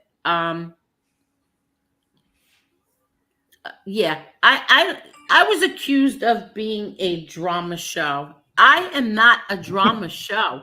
I've been staying out of the drama for about 3 months now. Everything is nice. This show is really nice, right, Marla? Listen, I'm I have a enjoying little it. Yeah. Angel Boulevard, and that's it. Well, Angel, what happened to me this morning is I heard that there was a show being done, and I was like, "What the hell is anybody talking about?" Then someone said that I I don't threatened. want to talk No, about I that, want to talk about Lee. it real quick. I'm not going to. I have no problem with MRE. So whoever told MRE otherwise, they really shouldn't have, because nobody was saying nothing about MRE. I sent MRE a message, and it was about James Proctor. I sent it to him on, and you know this. I told you ahead of time, Angel. No one ever said anything. Nobody has known me to ever put anybody's jacket up. That ain't what I do. Angel, just ignore the haters and concentrate on the organic, friendly show that you have. People love it. It's not the amount of people watching, it's the quality of people. That's Good what I ones said. here. Thank you. Quality, not quantity. Yeah. Lee Cole, could you just make us laugh? I don't want to. Yes, I like to say one thing, people. I have no problem with MRE. He's a good guy. I don't know where that shit came from. Whatever he wants to do from this point's up to him. But I'm not doing any of these live shows going after anybody. We have a book coming out that's going to be released on the 28th. It's called, just so people know, it's called Ringmaster. It's about Vince McMahon. And you can buy it for half price now on Amazon. It's being released by Amazon, and the book's already #1 in sports and entertainment, and it hasn't even come out yet. So today it hit #1. So it hit #1, but it didn't come out yet. How does that happen? Pre-sales. Pre-order. Oh, you kidding? Yes. Yeah. Pre-orders. It's if you want to, there's been a lot of lies told on here about my brother and myself and what happened back in '92. Horrible things said. This book is covered. It will explain to everybody what happened in chapter 11. And the book also goes into Vince McMahon, his biography. And it's going to be right now it's being purchased like crazy. So what Amazon's running a deal today and tomorrow, where if you purchase the book, instead of paying $29.99, it's $14. Okay, really? So now I know about the book. So I'm only asking you these questions so that everybody else could find out Well, I'm about prepared to talk about the book. So you know what? Here's your time to do it. Okay. So now this book is about what went on in the whole wrestling genre? Well, it's through the 80s and 90s. 80s and 90s. Go The ahead. things that happened with Vince McMahon, his empire, the cover-ups, the murders, the people that died, the steroid trials, and my brother's lawsuit. And Rita Chariton, she was raped and they paid her off. But the book is, I'm shocked. I can't believe how fast it's going. I mean, it's everywhere. And it's got the reviews, all 4 or 5-star reviews. The people have read it. And right now you can get it either on Kindle for $14.99 or $29.99 on Amazon, the hard copy. Okay, so now is there one chapter that's about you and your brother? Chapter 11. It's a 17-chapter book. And chapter 11 is all on you and your brother, and it tells the whole story of what Tells happened. the whole story, because there's been a lot of bad, horrible things said on here. Horrible things, about my relationship with my brother, what happened. This will explain it. And this is from court documents. This is from the author of the book. He went back. He went out and Oh my God. confirmed everything 2-3 times. And, things like just horrible things have been said that have not been true, because on here you got a lot of trolls. And what they do is they go for your weak point. They put up pictures of my brother and pictures of me making false statements. So that's pretty much what's going on. Okay, so that's good. So the book comes out, and now everybody will know the truth of what went on with your brother and you and Yeah. your lawsuit. And And it's going to talk about the cover up. They sent me to jail. They had me arrested. they sent you to jail? Yeah, they had me arrested in upstate New York. I went down to Westchester County. They brought me down to New York City. I had some warrants out. I had at that time when the lawsuit was going on, I had a warrant, and then the United States Marshals were looking for me. And I was betrayed by my friend. And the United States Marshals arrested me in Utica. You know how people say, Angel, that I don't know about New York. I've never been in jail in New York. This book explains exactly where I was in New York. Okay. And so I didn't know that you went to jail because of the whole wrestling thing. Yeah, well, I had a warrant out for me, and my best friend betrayed me, and he went down and met with Vince McMahon and his lawyer, and they wanted to get me out of the way, but they didn't realize at that time I was working with the Department of Probation, and I had made a lot of payments on what I owed. They had no idea because they thought, when I got down there, the judge said to me, if your probation officer ain't here tomorrow, I'm going to sentence you to 4 to 6 years. So I was within 1 day of being sentenced to 4 to 6 years in state prison at that time. So your probation officer made it there in time. Yes, he made it. He was in Yonkers, and he had to go to White Plains because it was they arrested me and brought me to White Plains, and that's in the book. And we actually have the letter where my friend wrote how he was asked to betray me. Because when I got out of jail, he was shocked because I was in New York City. I was in the Queen's House of Detention. And when I got back, my brother Eddie told me, he said, "Hey, Lee, Steve is the one that turned you in on your warrants." But they had no idea that I was already working with the probation on my warrants. And that's all in the book. All right. So that's really good. So that comes out on the 28th. Yes. Okay. But as we know, Angel, I'm not going to say you know the other story that's going to happen this week. But, because of where we are and how people are, we're not going to talk about Monday. I will talk about it. Okay. So Monday you're going to talk about. Oh, okay. Yes. I know what you're talking about. Okay. Yes. So Monday you'll talk about that. And tonight you're telling us about the book. And then you also have a very big interview. 2 of them. 2, yeah. Okay, yeah. I got a really big interview tomorrow. And I'm really looking forward to it. And then I got a really good one on Tuesday. And my channel's doing better than ever. Lee Cole, did you watch my interview tonight? Of course I did. Oh, okay. Did you like it? Yeah, it was very entertaining. Okay, thank you. You didn't think I was here watching it? No, I didn't. Where else would I be? I don't know.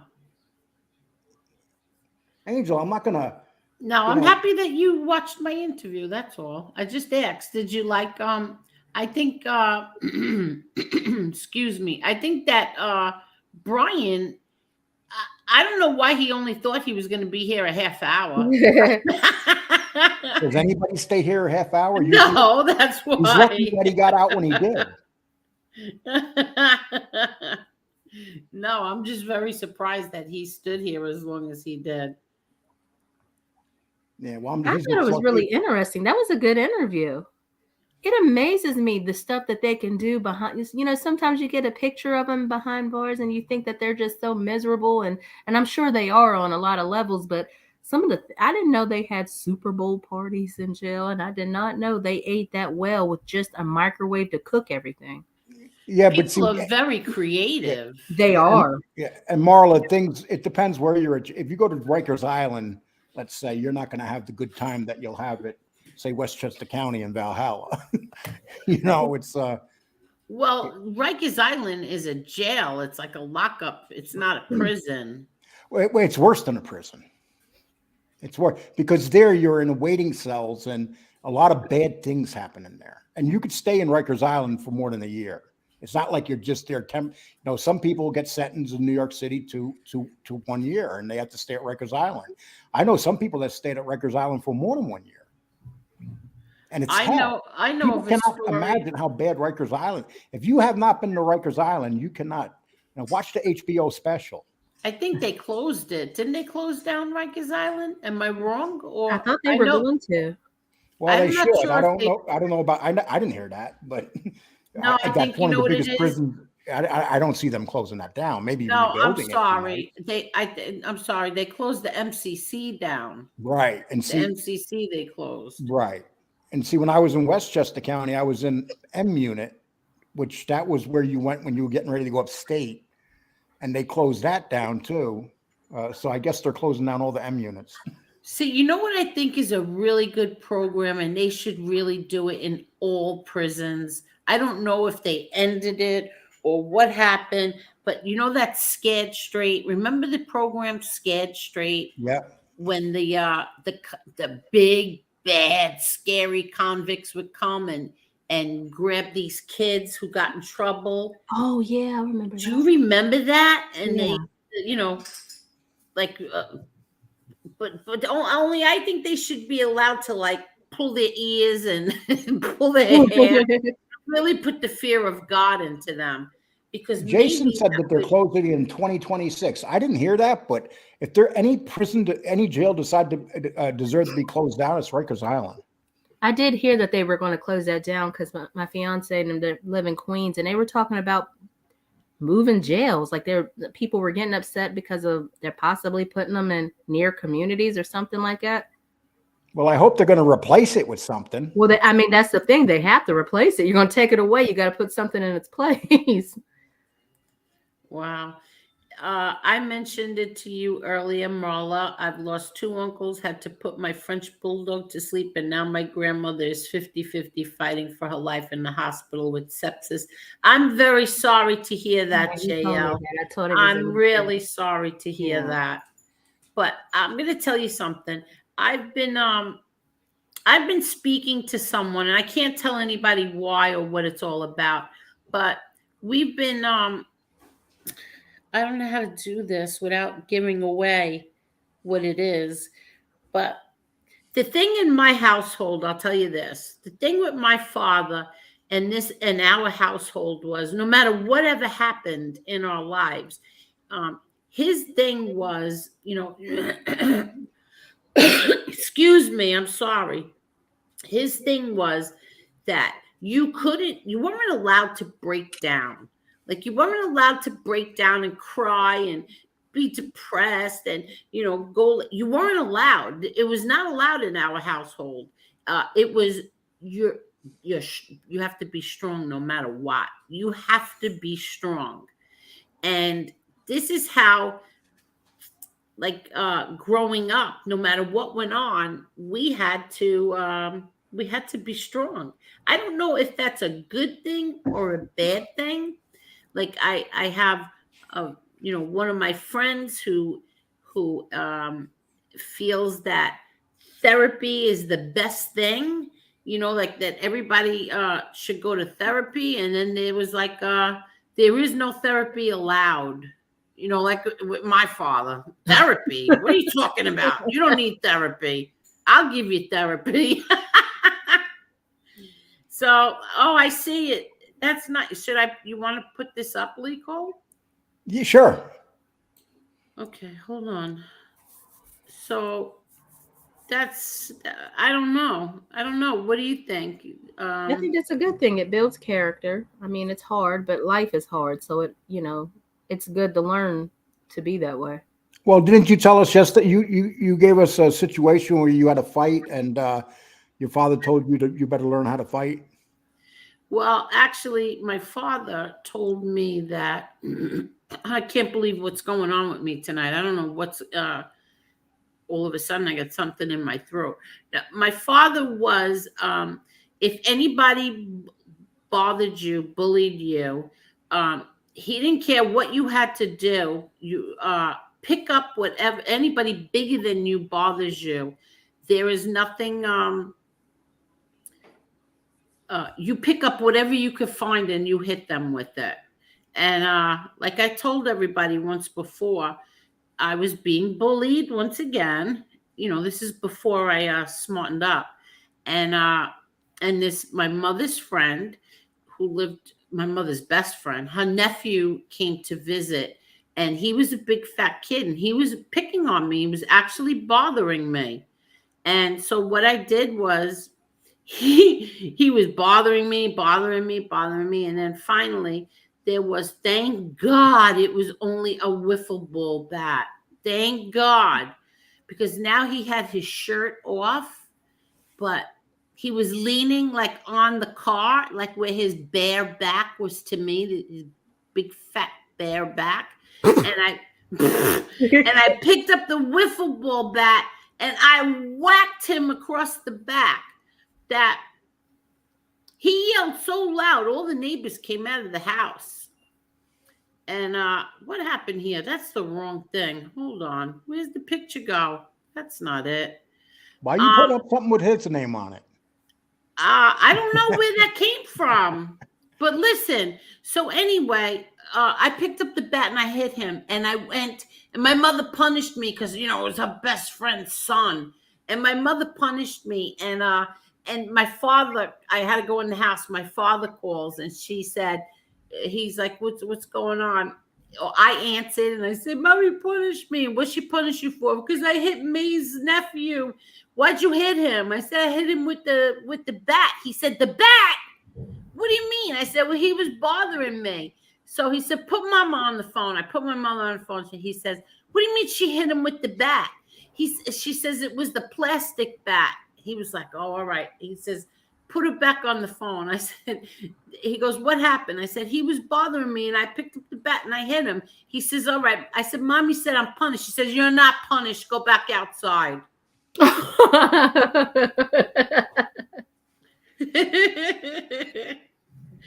So yeah, Lee, I don't know why. I took a snap of this. No, I'm trying to put it in there, but I got things that other people sent me, and for some, yeah, there it is, right there. So why is this not going in? All right, hold on one second. I don't understand this. I have too many pictures in here. That's what it is. Have there been any upsets in the NCAA today, people? I don't even know what that means. Basketball, March Madness. Oh, and Puerto Rico's beating Mexico, which is in the World Championship in the World Baseball Championships. Okay, there it is. Okay, so here it is. Hold on. There's the book. That's the book, and it's going to be out on the 28th, but you can go to Amazon right now and get it for half the price. And it's already #1 on sports and entertainment in pre-sales. So where does it say you are in there? Well, you go to chapter 11. I'm in there. Oh, okay. So it doesn't. Yeah, I'm not. Yeah, I'm not bigger than Vince McMahon. Okay. The book is an autobiography of one that he didn't want done. It's about the things that he's done and the crimes he's committed and all the things he's gotten away with. Okay. No, Kay Goody, I didn't see 150 days on YouTube. I'll check it out though.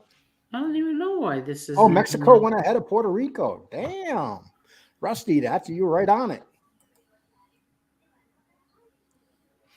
I'm kind of rooting for Mexico, to be honest with you. Okay, so yeah, Lowrider Girl.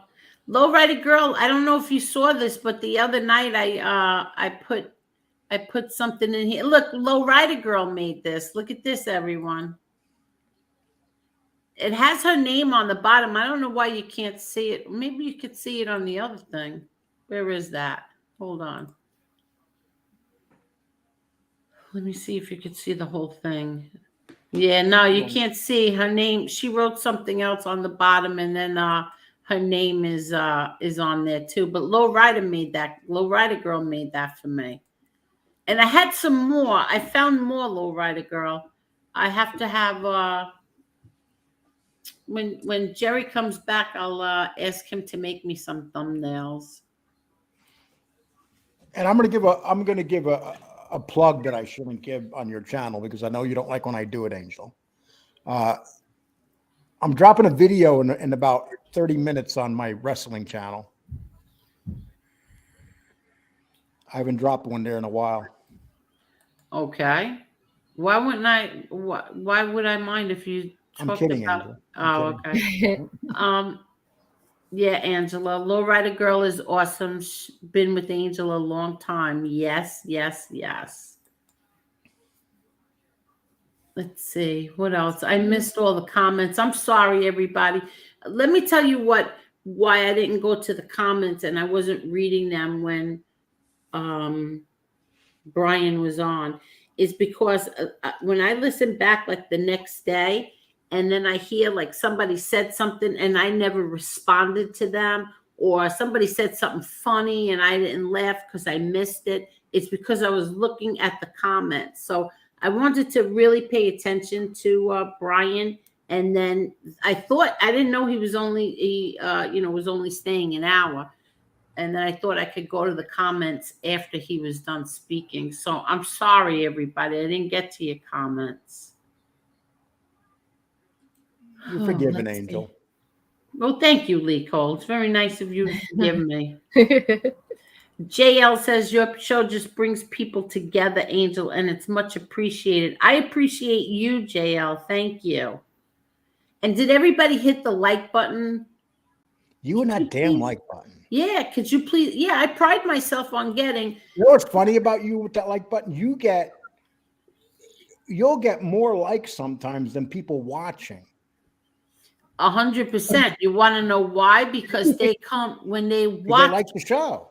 But when they watch on the replay, everybody hits that like button. So that's what I always say. You can make fun of me all you want that, oh, she doesn't make any money. I'm not asking anybody for money. I ask people for likes. That's what I love, getting likes. And I pride myself on getting more likes than a lot of people in this genre. Well, the only person that beat you, I think, is JC.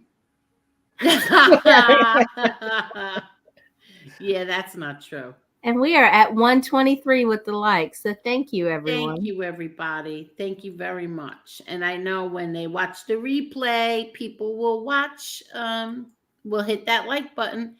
Angelgotti, Angelgotti 5 is the Cash App. Here is another Angelgotti, so make sure it has a tree. Yeah, you know what? I should make my profile picture. But it does have my red tree. That I love that red tree. I seen another picture of you. I seen you in a recent video, Angel. Another recent picture. You where? With your sister. Where? You were holding like a little baby on her page, on your sister's page. That's the most disgusting picture I've ever taken in my life. You had to go and mention that, didn't you, Lee Cole? And my sister loves when I'm in horrible pictures. Because then she'll post them 3 times. What are you talking about? It only had like 10,000. That's the most disgusting picture I've ever seen. Angel, it only had 10,000 besides the one that the other guy puts on his show all the time. You look phenomenal on that picture. Yeah, you lying sack of crap. No, listen, I looked at that picture and I called somebody over. So look at this picture. What do you think? No, you did not. They That's said, the most "Oh my God, she's disgusting gorgeous." picture I've ever seen. You could sell that picture on eBay. Sign it. No, you cannot. No, you cannot. Here, I'm going to do it again. This is me.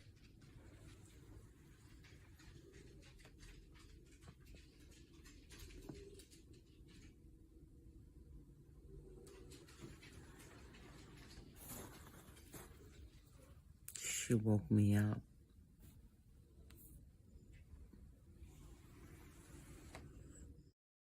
That's me. Not these other stupid, dumb pictures. That's me. So I don't care. I'm sorry. I didn't know which picture was better, that one or when you were doing the show on TV. Yeah, now they're both. Ow! Oh, the little bitch is biting me. Are you kidding me? Are you nuts? She just bit my foot because I moved it. Okay. Oh my God. She's really crazy. This dog is really crazy. Angel, I look at it this way. If I could show my old 62-year-old ass up here, anybody should be able to show themselves.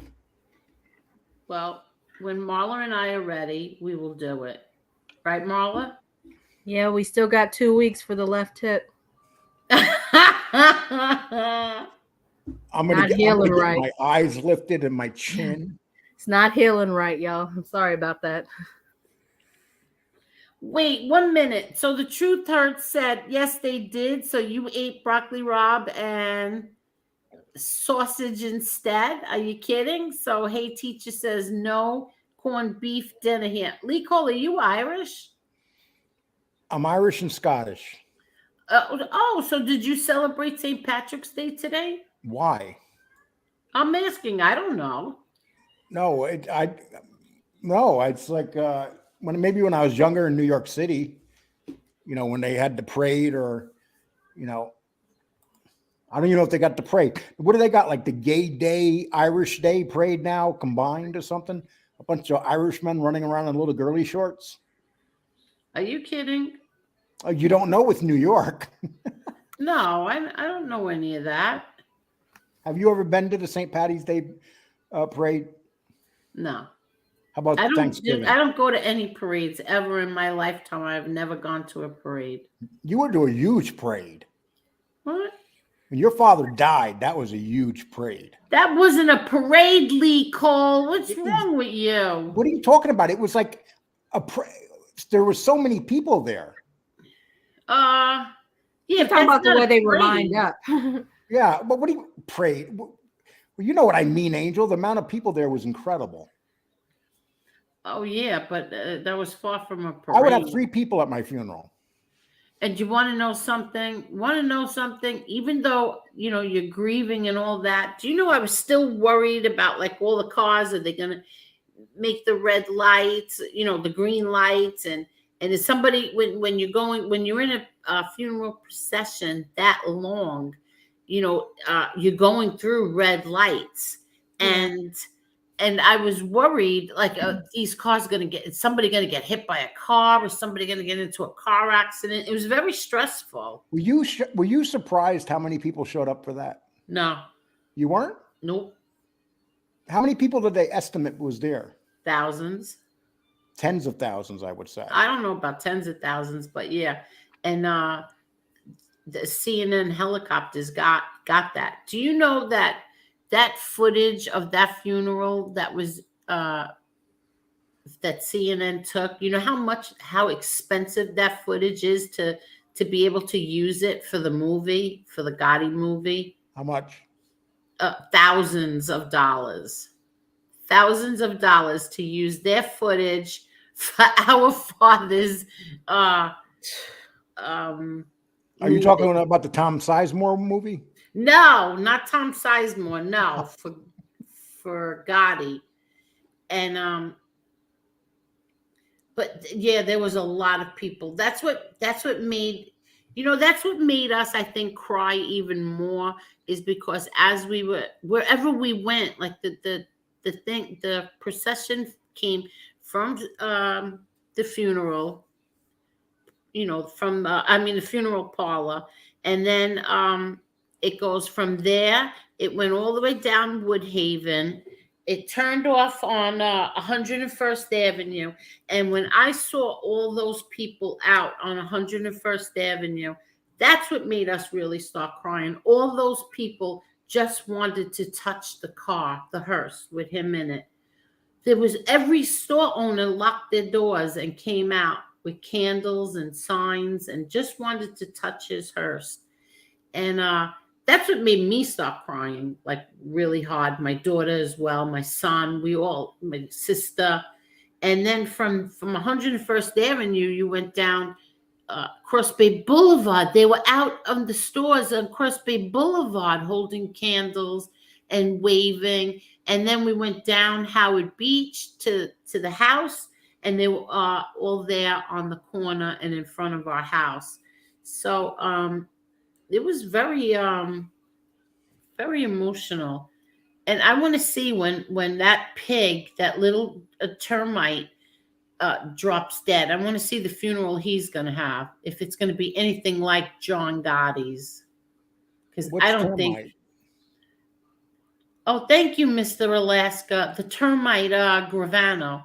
Angel, with this 20, please buy some flowers, put on your Uncle Pete grave. I've always, as a sanitation worker, I've always felt bad for Pete that he got in the situation that he did. You know what? I will do that, Mr. Alaska, and thank you so much. This is very nice of you. Thank you. Thank you very much. Yeah, so I want to see if he's going to have anything like my father had. You think so, Liko, Marla? No, nobody who has funerals like that. Maybe you don't see funerals. Very rarely do you see funerals like that. And that was like Elvis Presley. I mean, there's certain that was funerals like that are so Hollywood type stuff. That was Hollywood. You know, and you know, Howard Beach is a small area too. You know, and that's what made it look even bigger. What do you mean? Because people in the street or on the sidewalks can actually touch the car as it passed. Yeah. You know, people were touching the car that he was in. Yeah. If that was in a bigger city, they may have not gotten that close to the car. People in the city, that's it. Imagine if we wouldn't though, because that would have been crazy. Could have never taken. There was like, I think 12 flower cars alone. There was 12. I'm pretty sure 12 flower cars alone. But you know, to go to Mulberry Street, forget it. That would have never worked. Hey, did everybody see Frankie Lucasio's funeral, by the way? Did you all see that? It's on YouTube. Did you see it, Lee? Yes. Oh, you did? It wasn't that something? It was beautiful. It was unbelievable. Very different. Very, very different. And they were the music was playing when the Saints come marching home. That made me cry. Did you go? No, it was during the COVID thing. No, I didn't even know that he died. And I do know Lisa, his daughter, and I was so sorry, but we didn't even know that he died. But you have to watch that, everybody, if you could get it. It's on YouTube. It was a what do you call that again? A horse and carriage. Yep. A horse and buggy, yep. You call that? Oh, you have to see it. It's something else. And they marched in the streets. They played the music, and his daughter was marching along, you know, the car. What do you call it? The carriage. What do you call that, Lee Cole, when they put the horse and buggy? I don't know. Yeah, horse. They usually do that you see that a lot down south. You don't really see that up north. That's really neat. I think that's how they had Elizabeth, what's her name's funeral? Deanna. Didn't they have her like that? Princess D. Who? With the horse and carriage. Oh, Princess Diana? Yeah. Yes, it was something like that, but they didn't cover it up. You know, they didn't have it covered. They had it open. No, the glass, yeah, you could see through the glass. Yep. Yeah, and they had what do you call that? I can't think right now. The trumpet player, and they were like dancing in the street, following it. It was really amazing. So everybody, if you get a chance, you should go check that out. See, today I'm just a little upset, like I'm a little down in the dumps, yeah. Because tonight after 12, it's my brother Frankie Boy's anniversary. So it's 43 years tomorrow. That's why 43 years. Wow. Yep. So that's why I'm a little down. I apologize if I got a little testy, but I'm just, not in that great of a mood when his anniversary comes around. And that's why I did this tonight. Did the interview tonight. Well, Angel, I got to take off. I may come back, but I got to drop a video on my other channel. Okie dokes, Liko. Okay. You But take thank you for care. having me on. Thank you, everybody in the chat. And thank you, Liko. No problem. Take care. All right, bye. Ooh, I kicked him. Don't feel bad. You make me feel bad when you feel bad. You're such a happy-go-lucky person. I know it's sad, and I've never lost a brother, God forbid. But like when I think about my husband, sometimes I think he wouldn't want to come back. I mean, he's the happiest he's ever been. You So think he so? wouldn't want So to come you're back. saying that you're saying that he's the happiest he's ever been and being married to you? Absolutely. You work your whole life to get to heaven, and you get there. I Yeah, mean, that's as much as you don't want to leave anybody, if they act right and do right, you'll see them soon. And Yeah. so, yeah, he's the happiest he's ever been. I'm sorry. I was I'm just you know what? Hold on. I'm sorry. So anyway, let me get some of these because I feel very bad.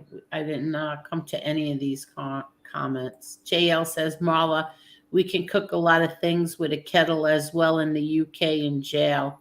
Oh, really? A kettle? Like what they make tea in? In a kettle in the UK. So you have kettles. What do you have in the UK to cook?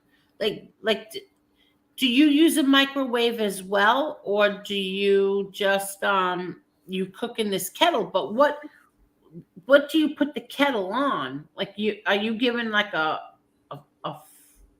what? A hot dish or something? See, the UK prisons are a lot different than our prisons. I noticed that when I watched Gomorrah. What happened? I said I noticed that when I watched Gomorrah. Yeah, best day in prison still isn't as good as your worst day free. Really? I don't know. Brian made it sound pretty good. Like I always tell my best friend, like her and I, when I talk to best friend, I'm like, you know what? I could use a vacation. She's like, me too. I go, I hope they put us together. Like we always said that. I hope they put us together. What do you mean? Like, in other words, if we ever went to prison, I don't know what Oh, we'd for the love of Pete, Angel. Yeah, if we ever went to prison, we'd want to be together. I don't know what we'd ever do to ever get us in prison, but if we ever did, Angel, I respect you so much. You are like my YouTube mother. I will support your channel, and no matter what direction you decide to go. Thank you so much, Dragon. I didn't see. Oh, okay. That's a snake. What? That's a snake. Hold on. I just noticed that. At first, I thought it was a chain, and then I look, that's a funny looking chain. And I look closer, that's a snake. Thank you so much, Dragon 1982. Thank you. That's a good year, Dragon. Yeah. Support no matter what direction you decide to go. Thank you. And thank you, lying informants and their enablers. Thank you. And thank you, Tony Silo. Thank you. Grant Calder says we push back. Yes, we do. And Dominic, I want to thank you again, Dominic. That was very, very nice of you. Thank you. They still have, they do still have that program back. So they have that program, Scared Straight. Oh, they still have it? They still have it. Oh, wow. Okay. Hi, Assassinino. Look. Angel, you're my favorite. Lots of love from Philly. Hey, Marla. Yo, Lee. Hey. Thank you so much.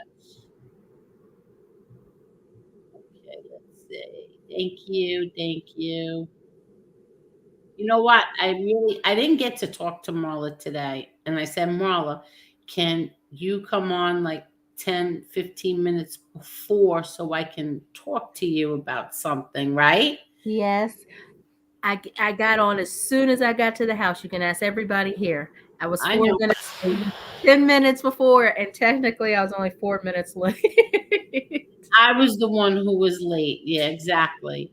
So I didn't get to speak to her yet, but I will, and I'm gonna see what Marla wants to do, and we'll see what happens. But you know what? I said today, I said, you know what? We're done here. Let's just do lives. And then I saw that somebody was taking great pleasure in it. And then I said, you know what? Maybe I don't want to quit. You know.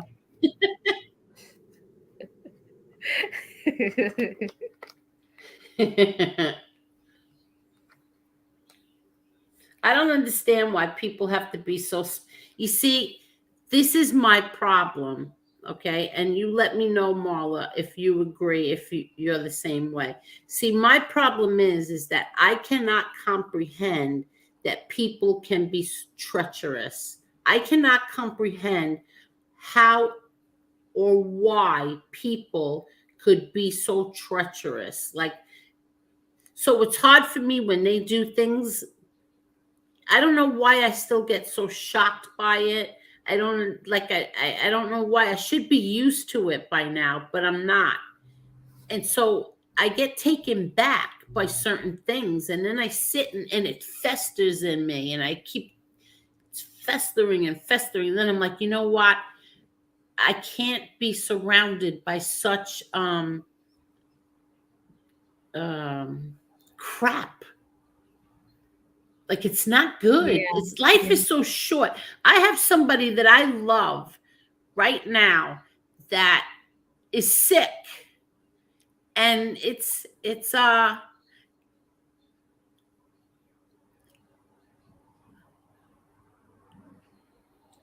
and they're really sick, and I just said to myself, oh my God, and life is so short. Like, why do people want to be so mean and cruel? Why do people want to be scumbags? I don't understand it.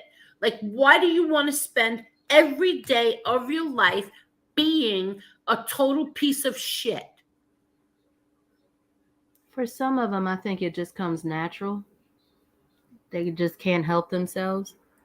I mean, I feel the same way you do. I can't, I mean, but I think that kind of thinking comes with a degree of maturity that some of these people just haven't reached yet.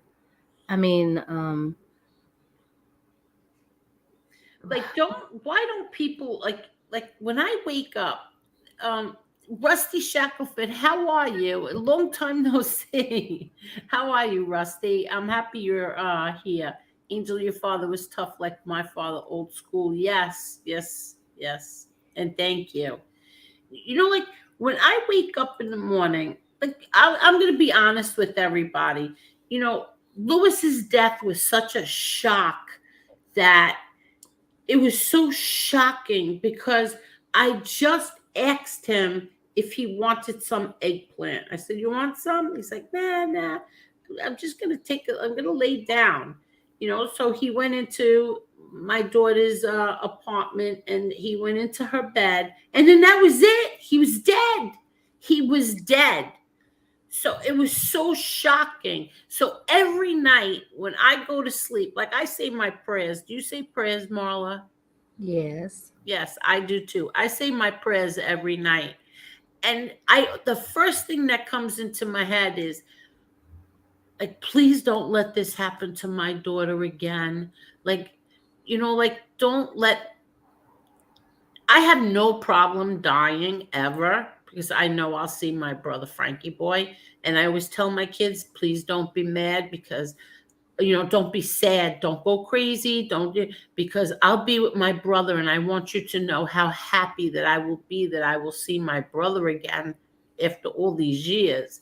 So but now lately, since that happened to my daughter with her father, I say, you know, please don't let this happen to her again. You know, like Yeah.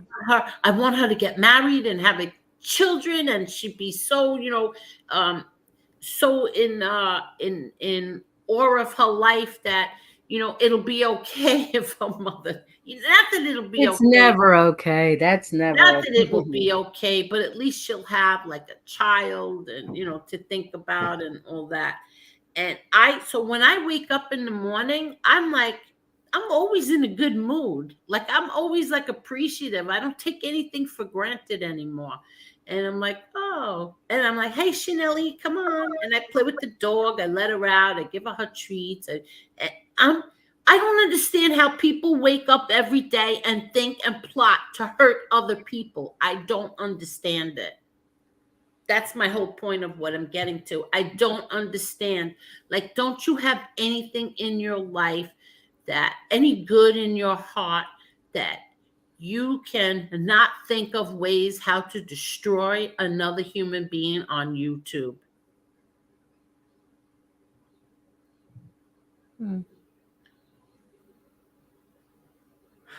Well, what do you have to say about that, Marla?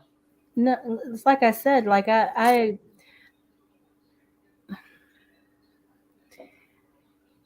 honestly, it's really hard for me to take a lot of these people on here seriously. It's kind of like being back in high school and you have your different crowds and your different cliques.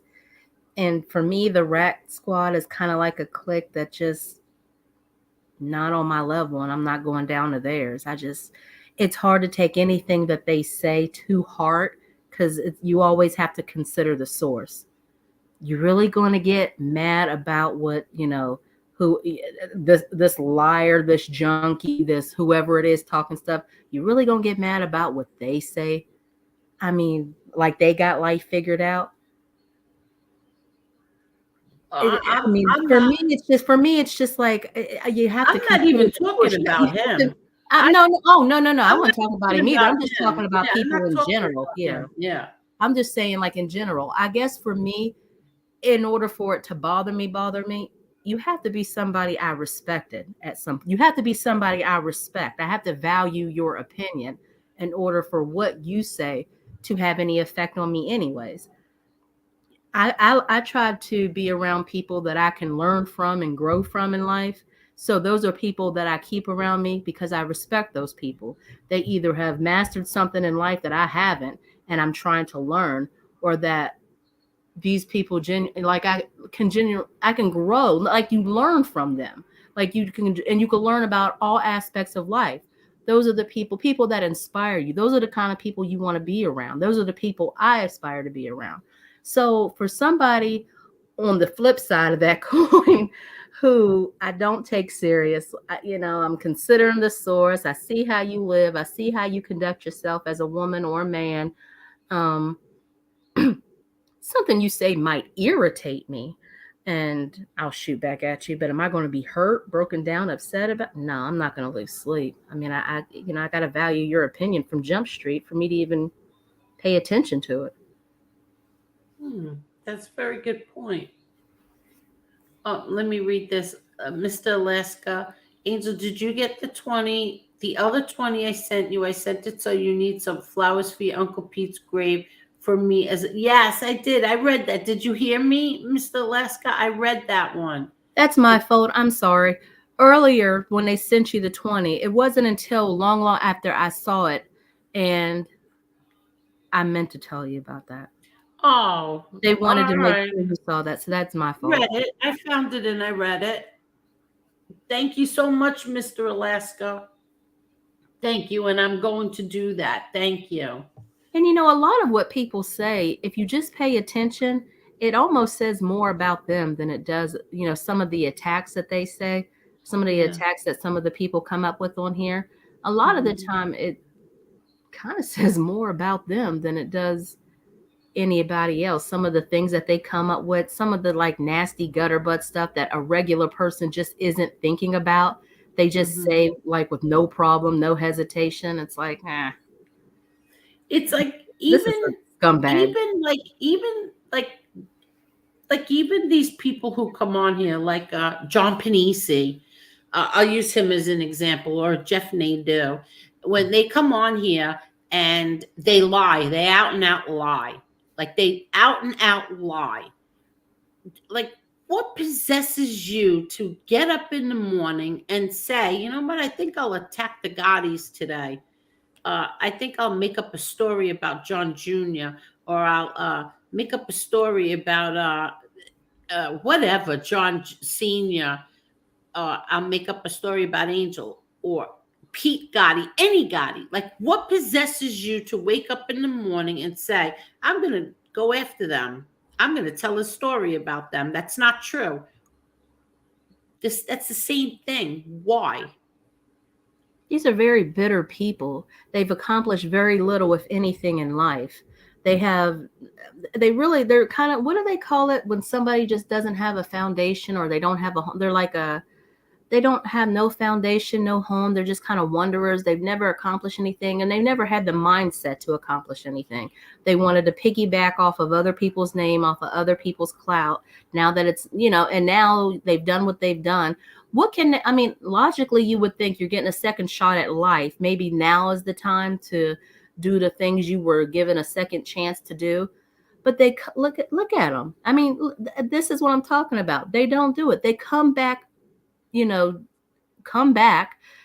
this case on social media, and they're talking about the things that they've done. And I can't help but sometimes think that they do it as a way of reliving their glory days. And in some instances, it's not even like they're reliving their glory. They're telling the stories the way they wish it would have happened, not necessarily the way it went down. And the average person can pick up on that, because their stories just certain things just don't make sense. And you get an inkling of that if you have any kind of discernment or discretion. You can tell from Jump Street, this don't sound right. This don't sound legit. And what do you see a lot of that now? Panisi, A-Light, definitely. Oh my God. Oh, A-Light takes the trophy for that department. Good Lord. If anybody ever deserved to be swallowed, it was him. I cannot with that one. That just gulp it down. He should have been a big gulp. Just one big gulp and we would be good. On some levels, do you ever pity him? Because you have to think, this man is so obsessed with your brother and your family. He says the most outrageous things that even if they did happen, dude, it's not a good reflection on you. You don't look good. Tell him the story. And he just comes off like such a loser. I'm sorry. He just really comes. I know I ain't supposed to be talking like this about somebody. No, I did pity him. He comes off like such a loser. You almost have to pity him. And it's like he's the only one who doesn't know it, or he's just running with it because it's all he's got. And isn't that depressing? That's all you got, is to sit and lie on a family who wants nothing to do with you, to try to make yourself relevant to people who want they shun you. They don't want, but it's all he has. That's kind of pathetic, because leaving out the fact that this man has kids. You know what I'm saying? Like, you haven't necessarily been the best person you could have all these years. One would think you want to make up for lost time with them and all the wrongs that you've done. You would think a logical person would want to do that. 86 the whole past life, and just try to do right by your family from here on out. But it doesn't seem to be their mindset. And that's just kind of, I'm depressed about being 41. What is he? Oh my God. Again with the 41. No, I'm just saying. And he's like 60 something. Can you imagine getting that far? What is he, 60? He's got to be like my mom's age. So he's in his 60s or something like that. Yeah. To be that old and accomplish nothing in life. What do you have? What do you have in life? What is going to be on your eulogy? What do you have to be? That's sad, honestly. So I think when you think about it from that perspective, you pity him more than you hate him. But I think, I don't even hate him. Like, I don't even hate him. I used to hate him, and I don't use the word hate a lot, because that's a really, really powerful emotion. And there was only 3 people that I've ever hated. And I don't even hate him anymore. I pity him now. Yeah. Like, I really feel sorry for him. I pity him. But he's still up to the same crap all these years later. You're still up to the same stuff. Didn't you learn a lesson? Didn't anything humble you? Look at the loss that you had in your life. Look at that. Isn't that the worst thing that's ever happened to you? So why are you still doing bad things? That's my point. That's Like, yeah, and that's exactly how I feel. Like exactly. Like you couldn't have said it better. Like exactly. So when you see him out here doing the things he's doing, it's just kind of like you're a lost cause, bud. Like I hate to say it, but you're kind of like a lost cause. You are really lost, and you're within spitting distance of St. Peter. So one would think you'd be trying to do right just to make up for all the wrong you've done. I mean, you can't buy or earn your way into heaven, but just the same, you've done a lot that you need to make up for. And one would think, time ain't on your side now. You'd get to it. But I don't understand that mindset from Jump Street. yeah, me neither. Rusty says, Angel, do you come out to California often? No, I used to go to California when my kids were there. When Lewis owned the pizzerias there, I used to go then. But I really should go take I was gonna say take a ride. My brother just came back, as a matter of fact. He just got back, I think, yesterday or the day before yesterday. But I should go. I have relatives that live there now. I should go to Cal. I need a vacation. But I can't leave these animals.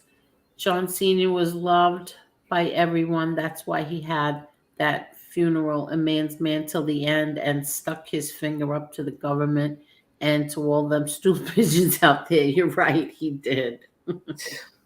He really did. I don't know. Yeah, Frankie Loke had a beautiful funeral procession, the horse-drawn cart, like something from New Orleans, exactly, but in the Bronx. It was really nice. It really was. It was something very different. It was very different.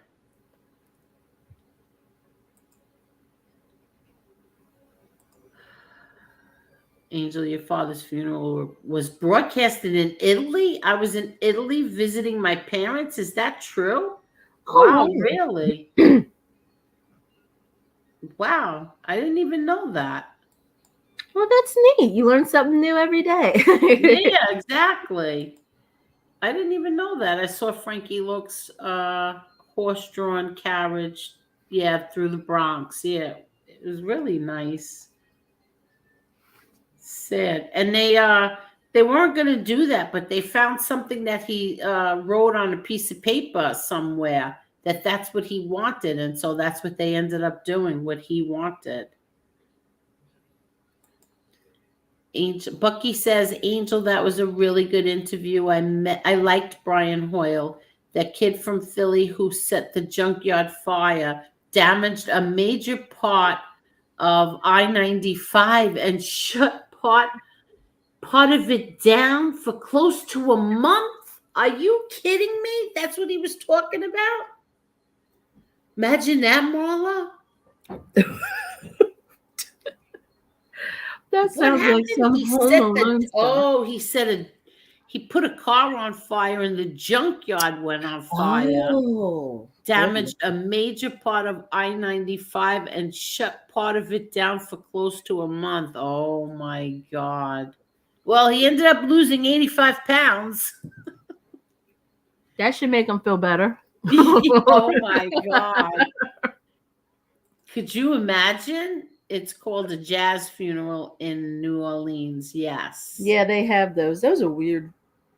Why do you think they're weird? No, like there's certain ones that they do are really kind of weird. Like in the bayou and stuff. That's right, Ange. I'm sorry. I forgot. I haven't been on anything. I didn't go on any social media today. I'm sorry. Today is her brother's birthday. Probably why I'm a little cranky. Yes, Ange.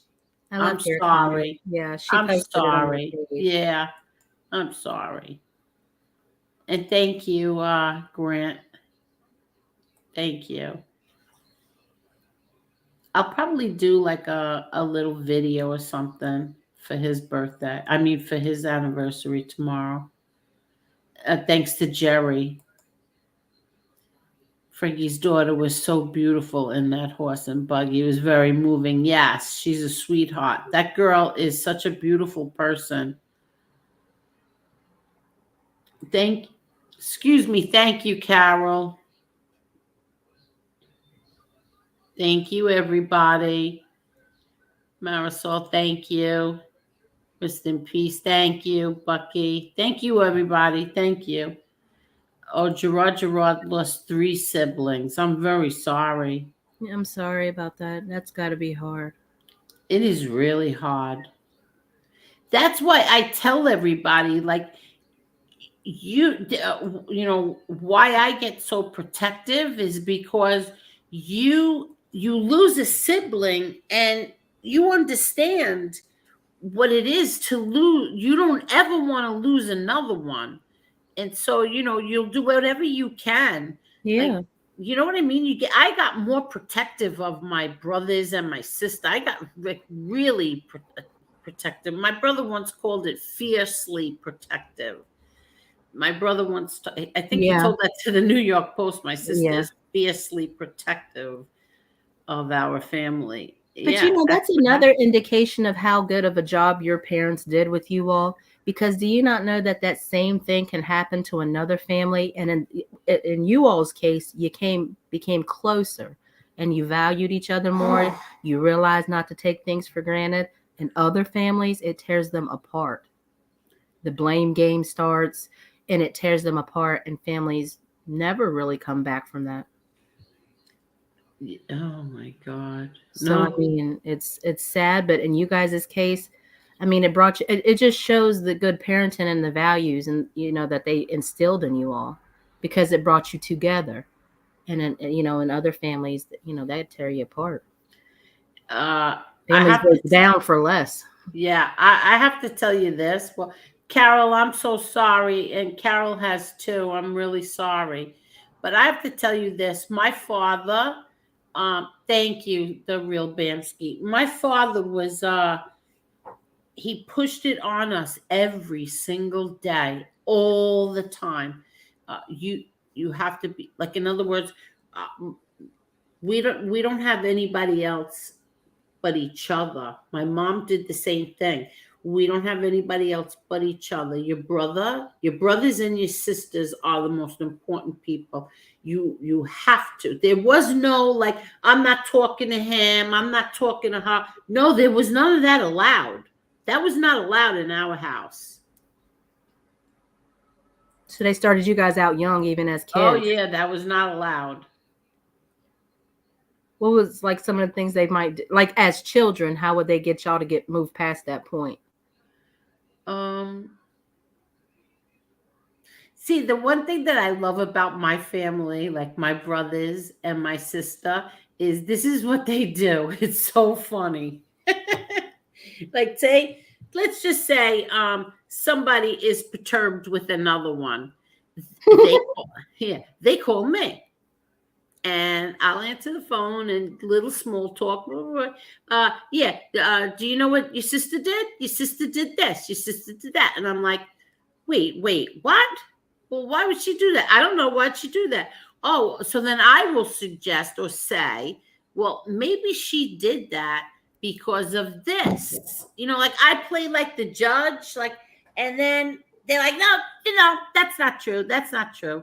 I go, well, then you're asking me, and I'm telling you, I think she did it because of this. And then I'll go into the reasoning of why I believe it's that. And by the time we hang up, they're not really that mad at the other person anymore. So you're like the mediator. That's me. That's definitely me. I am the mediator. And I have to tell you that I never fight with any of them. Like if I get mad at my sister for something, I will tell her, you know, like, you know, oh, you're full of shit and blah, blah, blah, blah. And then like 10 minutes later, it's like we never even had a fight. It's weird. No, that's what sisters do. Yeah, but I mean, no, but it's like we never even had a fight. Oh, all right, I will, lowrider girl. When you get a chance, check your Instagram. Yes, I will. Feel better, Angel. We all love you. Thank you so much. Thank you, Rusty. Hmm. It's hard to think of happy times in the loss of a young one, so I try to imagine my mom and dad with my son. Yeah, It's that's a good way. true. Yeah, that's a good way of thinking about it as well. Yeah. You know what? We lost so many people, like so many young people and so many family members that I know that my brother Frankie's not alone. I know he's not alone. So I'll get some kind of comfort in that, like that my brother is with my father.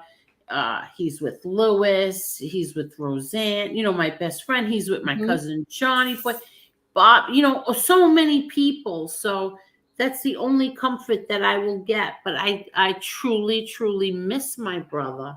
Like I can't tell Yeah. you. He's the one person I miss more than anything in this world is my little brother.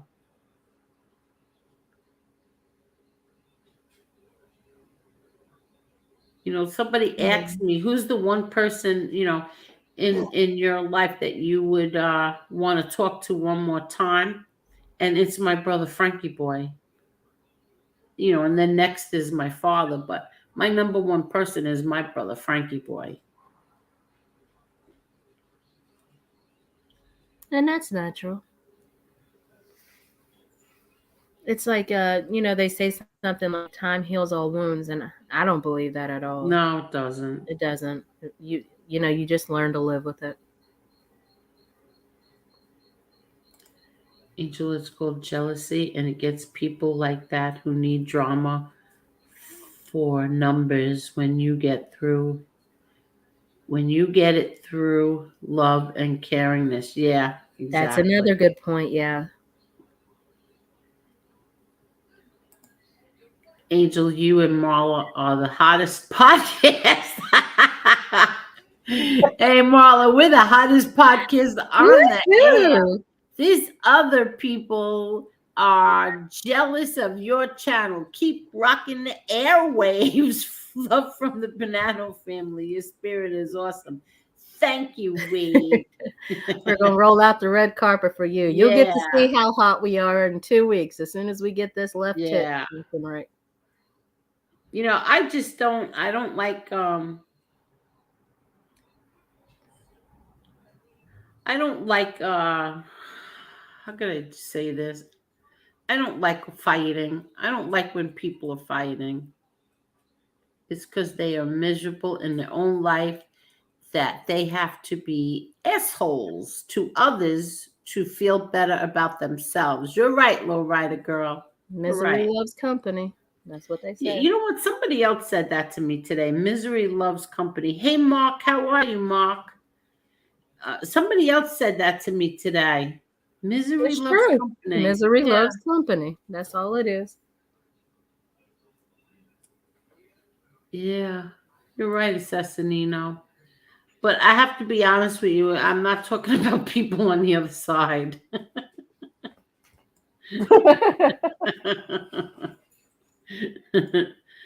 But these are grown people in their 40s, 50s, and 60s on here bullying people. No wonder we have a society of kids that still bully. You're right, Ange.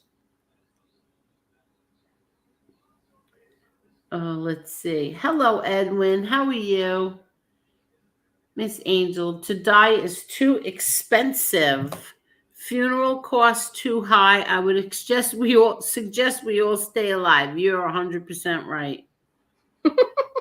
Oh, thank you. Oh, thank you. I'll tell you, I'm blessed with my daughter. You all have no idea. I am blessed with her. And thank you, God. Angela, the 58-year-old in Florida, has brain of, I don't know who this is. He's still stuck. Oh, this is Mark, still stuck in the 80s and thinks he's this. Oh, I know who you're talking about. I didn't understand who you're talking about. Oh, God. The fact that these people discuss behind the scenes who they will attack next tells you everything you need to know about them. It's just so sad. It's really sad. Like, why do you want to do this every day? I could never do it every day. Yeah, but that just tells the kind of stock you come from. That's the difference. That's how you tell the difference between people. Well, what about you? As far as, like, well, how do you deal with like, do you have any negativity in your life? plenty. How do you deal with it? Depends on the situation at hand. Thank you, Kay Goody. I'm sorry. Thank you, Kay Goody. Thank you so much. Go ahead. How do you deal with negativity? I speak my piece, and then you forget about it after. I speak my piece. It's kind of like what did that one dude from? You ever heard Ernest T say, "I don't chew my cabbage twice"? Wait, Andy what? Griffith. You remember Andy Griffith's show? Yeah. Ernest T, the crazy one that's always throwing rocks and acting a fool. Yes. You remember that time he said, "I don't chew my cabbage twice"? Yeah. What does that mean? That's me. I don't chew my cabbage twice. I say what I gotta say, and that's it. I leave it all there. But I leave with the knowledge of who I'm dealing with moving forward. Okay.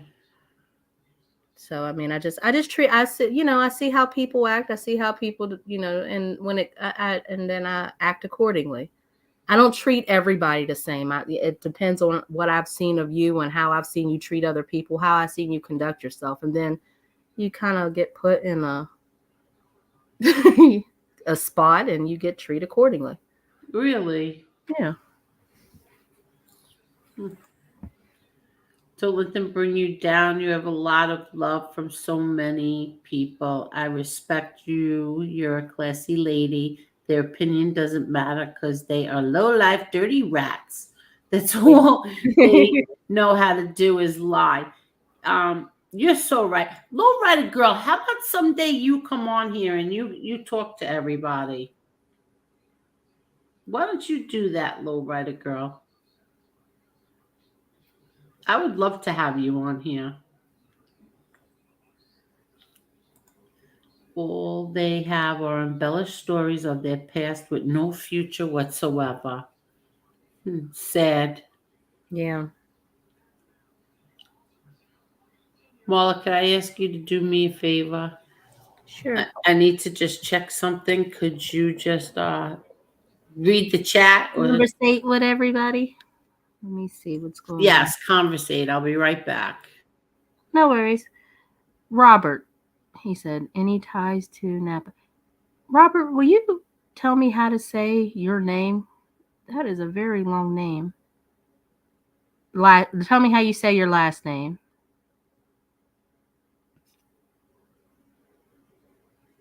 Hey, Sunny Money, what's going on? Nick, what's up? First thing you learn when you're a member of any organized group is that the ones who need drama can never be trusted. Seen it too many times. You know what? Truer words have never been spoken. Like high school girls.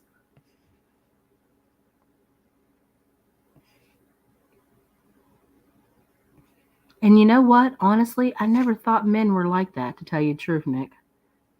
I thought it was always the women that were drama or needed drama or were real catty. Not since coming on here. I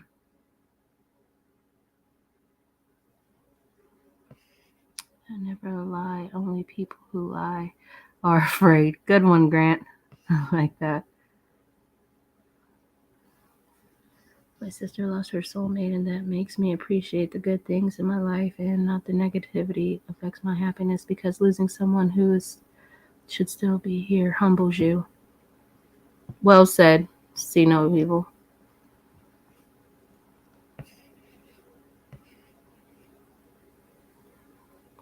Oh, hell. How did I do that? Hold on, you guys. I did something. Let me try this. Okay. Angel, I deal with negativity by taking a broom, opening the front door, and sweep it out. I only want positive in my life. Oh, Carol, I see the picture you were talking about. Is that a recent picture, or is that a picture of you and your husband? Nice. I don't know why I didn't notice that yesterday when you came on. Or day before yesterday. Sorry, guys. I'm easily distracted. I've never seen more negativity and hate anywhere than I've seen on YouTube. Yeah, I can second that motion.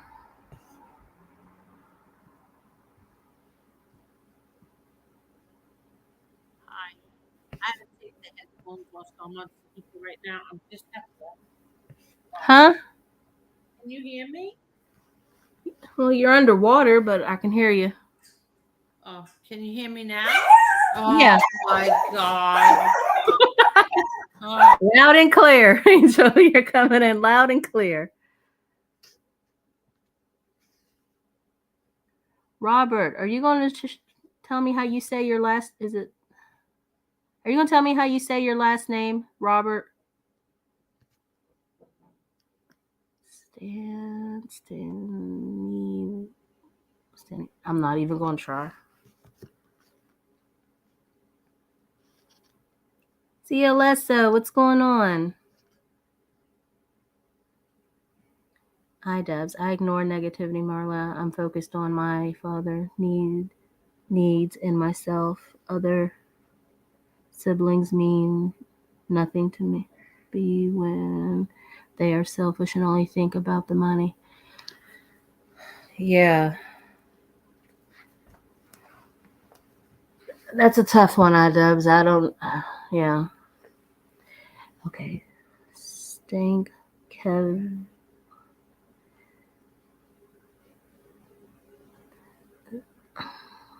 Kevin. That's how you pronounce it. I'm trying now, Robert. Stinkevitz? Is that right? Stinkevitz? Is that how you say it? Robert Stinkevitz? No.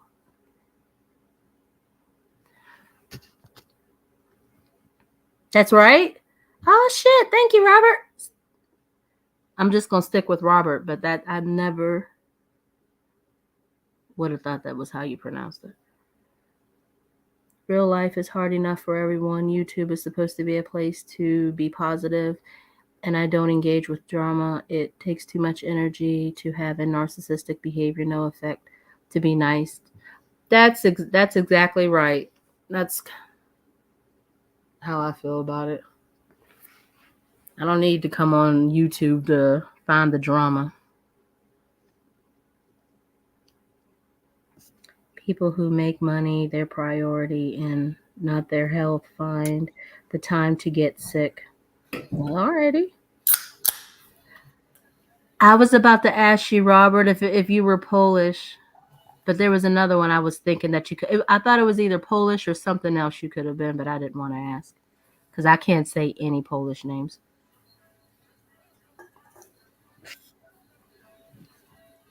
I'm back. Thank you, Marla.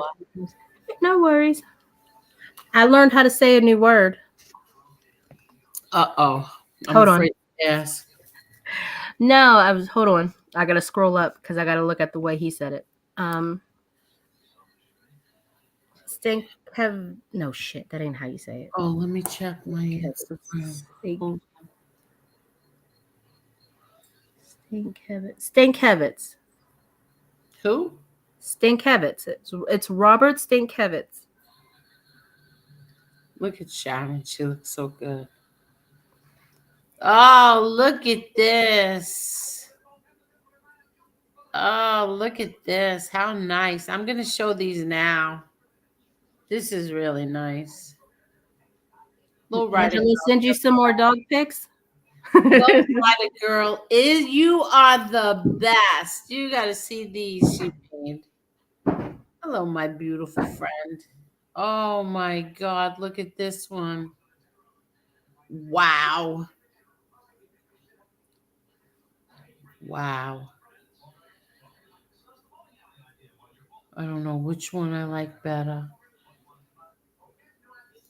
Wow, how'd you find this picture? All right, so give me a second, a minute. I want to show everybody what lowrider. I haven't been on Instagram in a few days, so I want to show everybody this. Mother, I'm sorry. What did you say? Because I was You're looking at. completely fine. I was talking to Robert. I Oh, made okay. an All account right. on here. I'm You're sorry. good. All right. You're good. I just got a little bit of a tongue lashing for ignoring Marla. And I'm sorry if I did. No, you're But I good. just want to show you what Lowrider made. Wow, Lowrider Girl made. Wow. Okay. Give me 1 minute while I crop these and then put them in the picture thing. No worries. Hey, Sunny Money says my message won't go through. Frankly, Hey, Sonny. I appreciate yours, Marla. You read the comments well. Hope all are having a good evening. Hope you enjoy this awesome show. Thank you, Sunny Money. Thank you, Sunny Money. I'm just cropping up some pictures so I could put in that my friend Lowrider Girl made. Where do you see this one? Wow. Yeah, I like the darker one. I think. I like them both. Let me put them both in.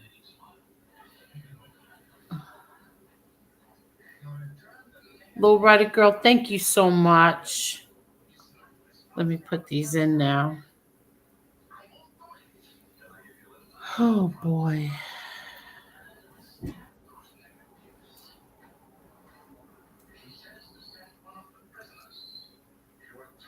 Okay. Did the dogs go to sleep? They're being quiet. Awfully quiet. The cat came to eat. That's why the other whack job went crazy. Look at these. 2, 3, 4. She made me 4 really pretty ones.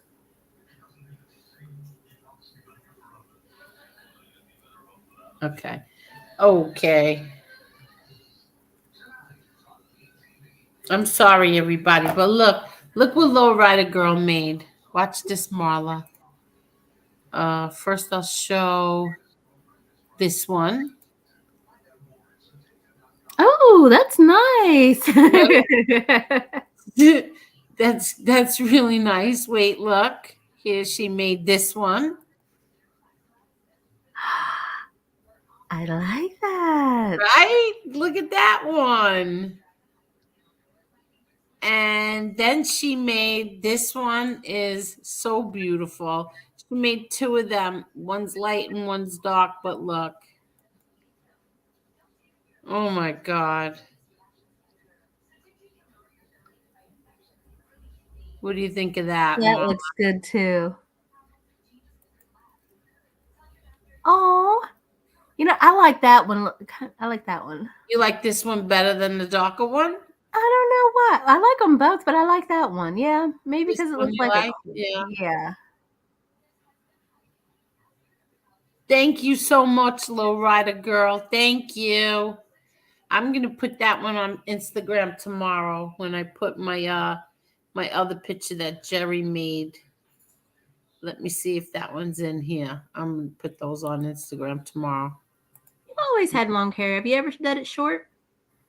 Yeah, I had it short a few times, but yeah, I cut it recently. I cut it by myself too. I just got so crazy one day. I just cut here. Here I am. Ah! It's still long there. Oh, it's like shoulder length, a little bit past my shoulders. Wait, let me see. Where's that picture? Oh, it's not in here. Oh, God. Here I am with him. This is us at the Bronx Zoo. But I'm looking for the one that Jerry made. Let me see if it's in here. I gotta go to Brand 2. I'll put it up on for Instagram for tomorrow. I light my candle like after midnight. I light my candle and then I'll make my things, for Instagram. Yeah. And let's see what else. I don't have anything else in here that I didn't show already. And that's about it. Let's see. Angel, didn't your uncle live in California and had a restaurant? Yes, my uncle Billy. My uncle Billy had a restaurant there for so many years. Really, so many years. Now he's back in New York. He's remarried and he's very happy. Let's see. I'm going to Florida, hopefully this spring again. So many things to do. All my family is down there in Sarasota. Oh, very nice. Good. All my family is down there too. My mother's whole side of her family is down there. My mother's side, which I'm very, very close with. They're all in Florida. Okay, let me see. People looking, what? All right, I'm not even going there. From Long Island to Florida, you can get that state line of Florida in 20 hours. I drove home from Florida. I drove home with my 2 dogs and my lunatic cousin. And let me tell you something. I've never experienced anything in my life. And my crazy cousin, I will never do that again. Angel, that's right. I'm very protective of my siblings that are left. Exactly. Who did the driving? You or your cousin? Oh my God. Well, let me tell you something about the lunatic. He started out driving, and then, they always say, whatever you do, it doesn't matter who it is that's driving, you will get pulled over in South Carolina. They always say, everybody always told me, oh, everybody gets pulled over in South Carolina. Yeah, well, the lunatic, it was raining. I had my 2 dogs in the car who are they were very attached to me. So like I made like a little bed for them with pillows and, the comforter set and all their stuff, their little toys, everything. And so he drove and I had my crap in the front seat. And then the 2 dogs and I were in the back seat. And he started, first of all, it was raining. So he was changing lanes without the blinker on. He was speeding. And there was something else that he was doing. He was like driving up people's rear ends, like when you're up their asses. Yeah, that's what he was doing. And like I said, speeding. So, and naturally I'm in the back seat and I'm documenting everything on Facebook because I want everybody to see what he's doing to me, right? Because I'm yelling at him, cursing. We get pulled over, right? In South Carolina? Yeah, we get pulled over. South Carolina, that's right. And now all I care about is my 2 dogs. I don't care about anything but these dogs. My Boo Boo and my Chanel. Boo Boo and Chanel, right? So, and as we get pulled over, he now wants to tell me that I think my license is suspended. Do you remember me telling you? I think my license is suspended. I went, what? What the F are you talking about? Now it's raining out and I'm in South Carolina with him. And he goes, Angel, I think my license is suspended. You piece of shit. You mother. I go, I'm telling you right now. He goes, listen, if they take me. I go, listen, if they take you, I am driving to New York and you can have your brothers or somebody come here and pick you up because I'm not waiting overnight sitting in some parking lot waiting for you to get out of jail. He's like, don't you dare leave me here. Well, long story short, it was a female cop. And my cousin can talk the pants off of any human being. I don't care who you are. He will have your pants in his closet. He will take your pants off. Sure enough, she comes over to me. She says, his license is suspended. I'm like, oh, you're kidding, right? She's like, no. Do you have a license? I go, yes, I do. Can I have your license? I go, yeah. Okay, give it a license. Now I'm sitting there. We're there about 40 minutes. And like I said, all I care about is my 2 dogs. So she comes back over to me and she says, you're going to have to drive. I said, yeah, no problem. All I care about are these 2 dogs. You see these dogs? I don't care. You can keep him, I told her. You can have him. I was so mad at him. Turns out, you know what he got for having a suspended license and for not blinking when you putting your blinker on, and for speeding, and for whatever else he did, something else wrong. I can't think what it is right now. Oh, driving up people's errands, whatever it is, tailgating, whatever they call that. He got warning ticket. Oh, see, nice. He got a warning ticket and he got her phone number. Hey, listen. He got a warning ticket. He got 1 real ticket, 1 warning ticket, and her phone number. And she forgot the other thing that he did, and her phone number. Oh my God! In your life. Why are you mad at him? You should have been proud. That is a proud moment right there. Now, because if you knew you even had an inkling that your license was suspended, why would you drive? Especially through South Carolina. Why would you do that? Why would you speed?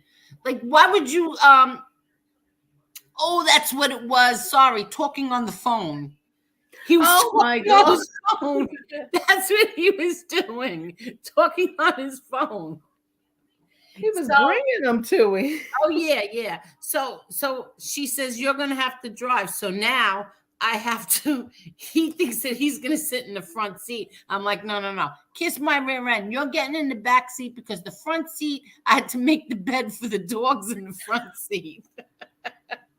Because they had to sit near me. So I knew they would never be happy sitting in the back with him.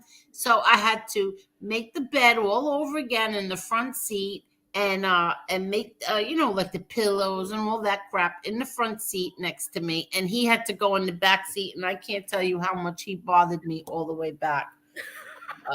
Just drive. Yeah, just get out of South Carolina and then I'll drive again. I go, are you out of your mind? You're never driving again. You could forget it. You're never driving again. So it was an experience driving home from Florida with that lunatic. I have to say it was a crazy, crazy experience. I have the 2 dogs in the car, and now I thought we were gonna go go get hotel rooms, to stop. No. He's like, no, come on, let's just drive.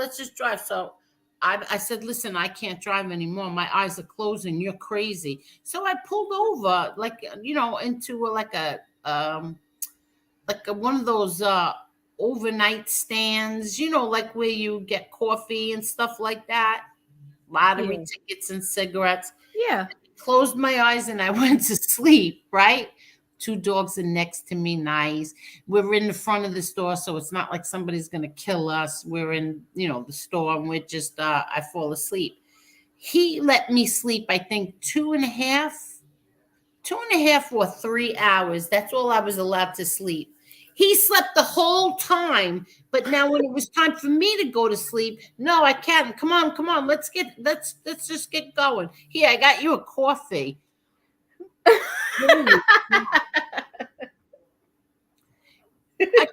It was a night. That drive was a nightmare. I don't know. It sounds pretty funny. Like me, I would have loved. It sounds to me. I would love to have been a fly on the wall for that. Oh my God, my poor dogs. Those poor dogs. What they went through. You have no idea. And then he says, "Oh, let's pull over Dunkin' Donuts, okay?" So I didn't mind because that's when I got to walk the dogs. You know, they had to walk and they had to Yeah. eat and stuff like that. So this was March. Oh, as a matter of fact, holy crap. It was today. I can't tell you how many years. I got to remember what year it was, but it was today, March 17th. How'd you realize it was St. Patrick's Day? Yeah, I just realized that. It was March after 12 was the 17th. Right.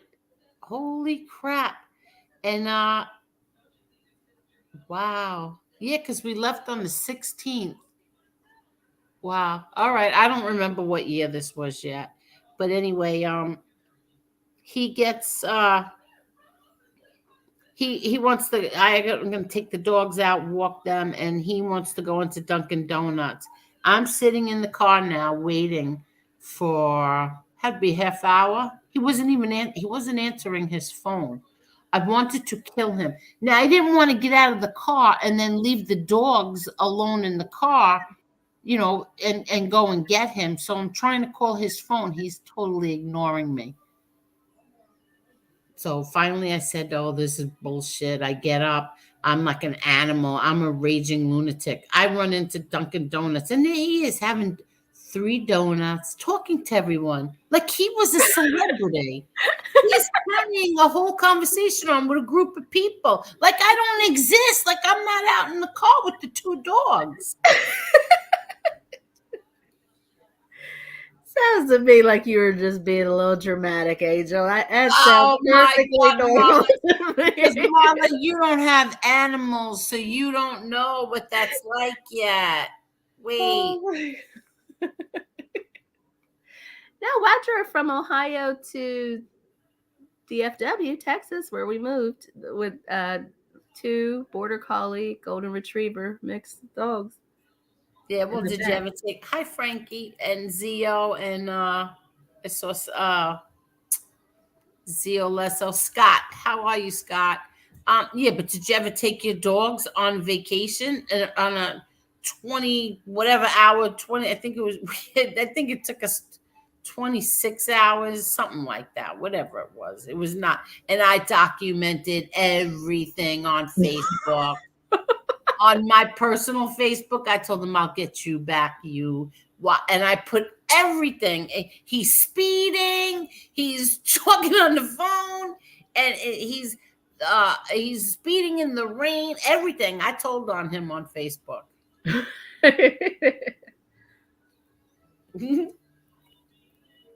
But I even told him, "Listen, don't now stop. All right, like enough. Don't fool around now, because God forbid something happens, it'll be the same day that my brother died. Don't do that. Like cut it out." Yeah. And then, then that was it. He stopped. He got to sit in the back seat, and I wouldn't let him drive anymore. Angel, I'm still laughing every time I think about you talking about your dad being sick, and you said, and he still would beat your ass, Sammy Gravano, you bitch. Yeah, that's right, he would. He would. He still would have beat your ass, you little bitch. Yeah, that's right. Men are worse than women. Sport guys. I don't know. What do you think, Marla? You good? I'm good. I'm ready for the gossip behind the scene. What gossip behind the scene? I'm ready to figure out what's going on here. I want to talk about the updates that we're making. All right. Yeah. Everybody, I want to thank everybody so much. Really, seriously, thank you all for let me just do one thing, okay? And happy St. Patrick's Day, everyone. Thank you, Italian Stallion. Let's see. Oh boy. Okay, where is it? Thank you, Jason. Thank you, Sharon. Thank you, Justice Tech Pros. And thank you, Gerard.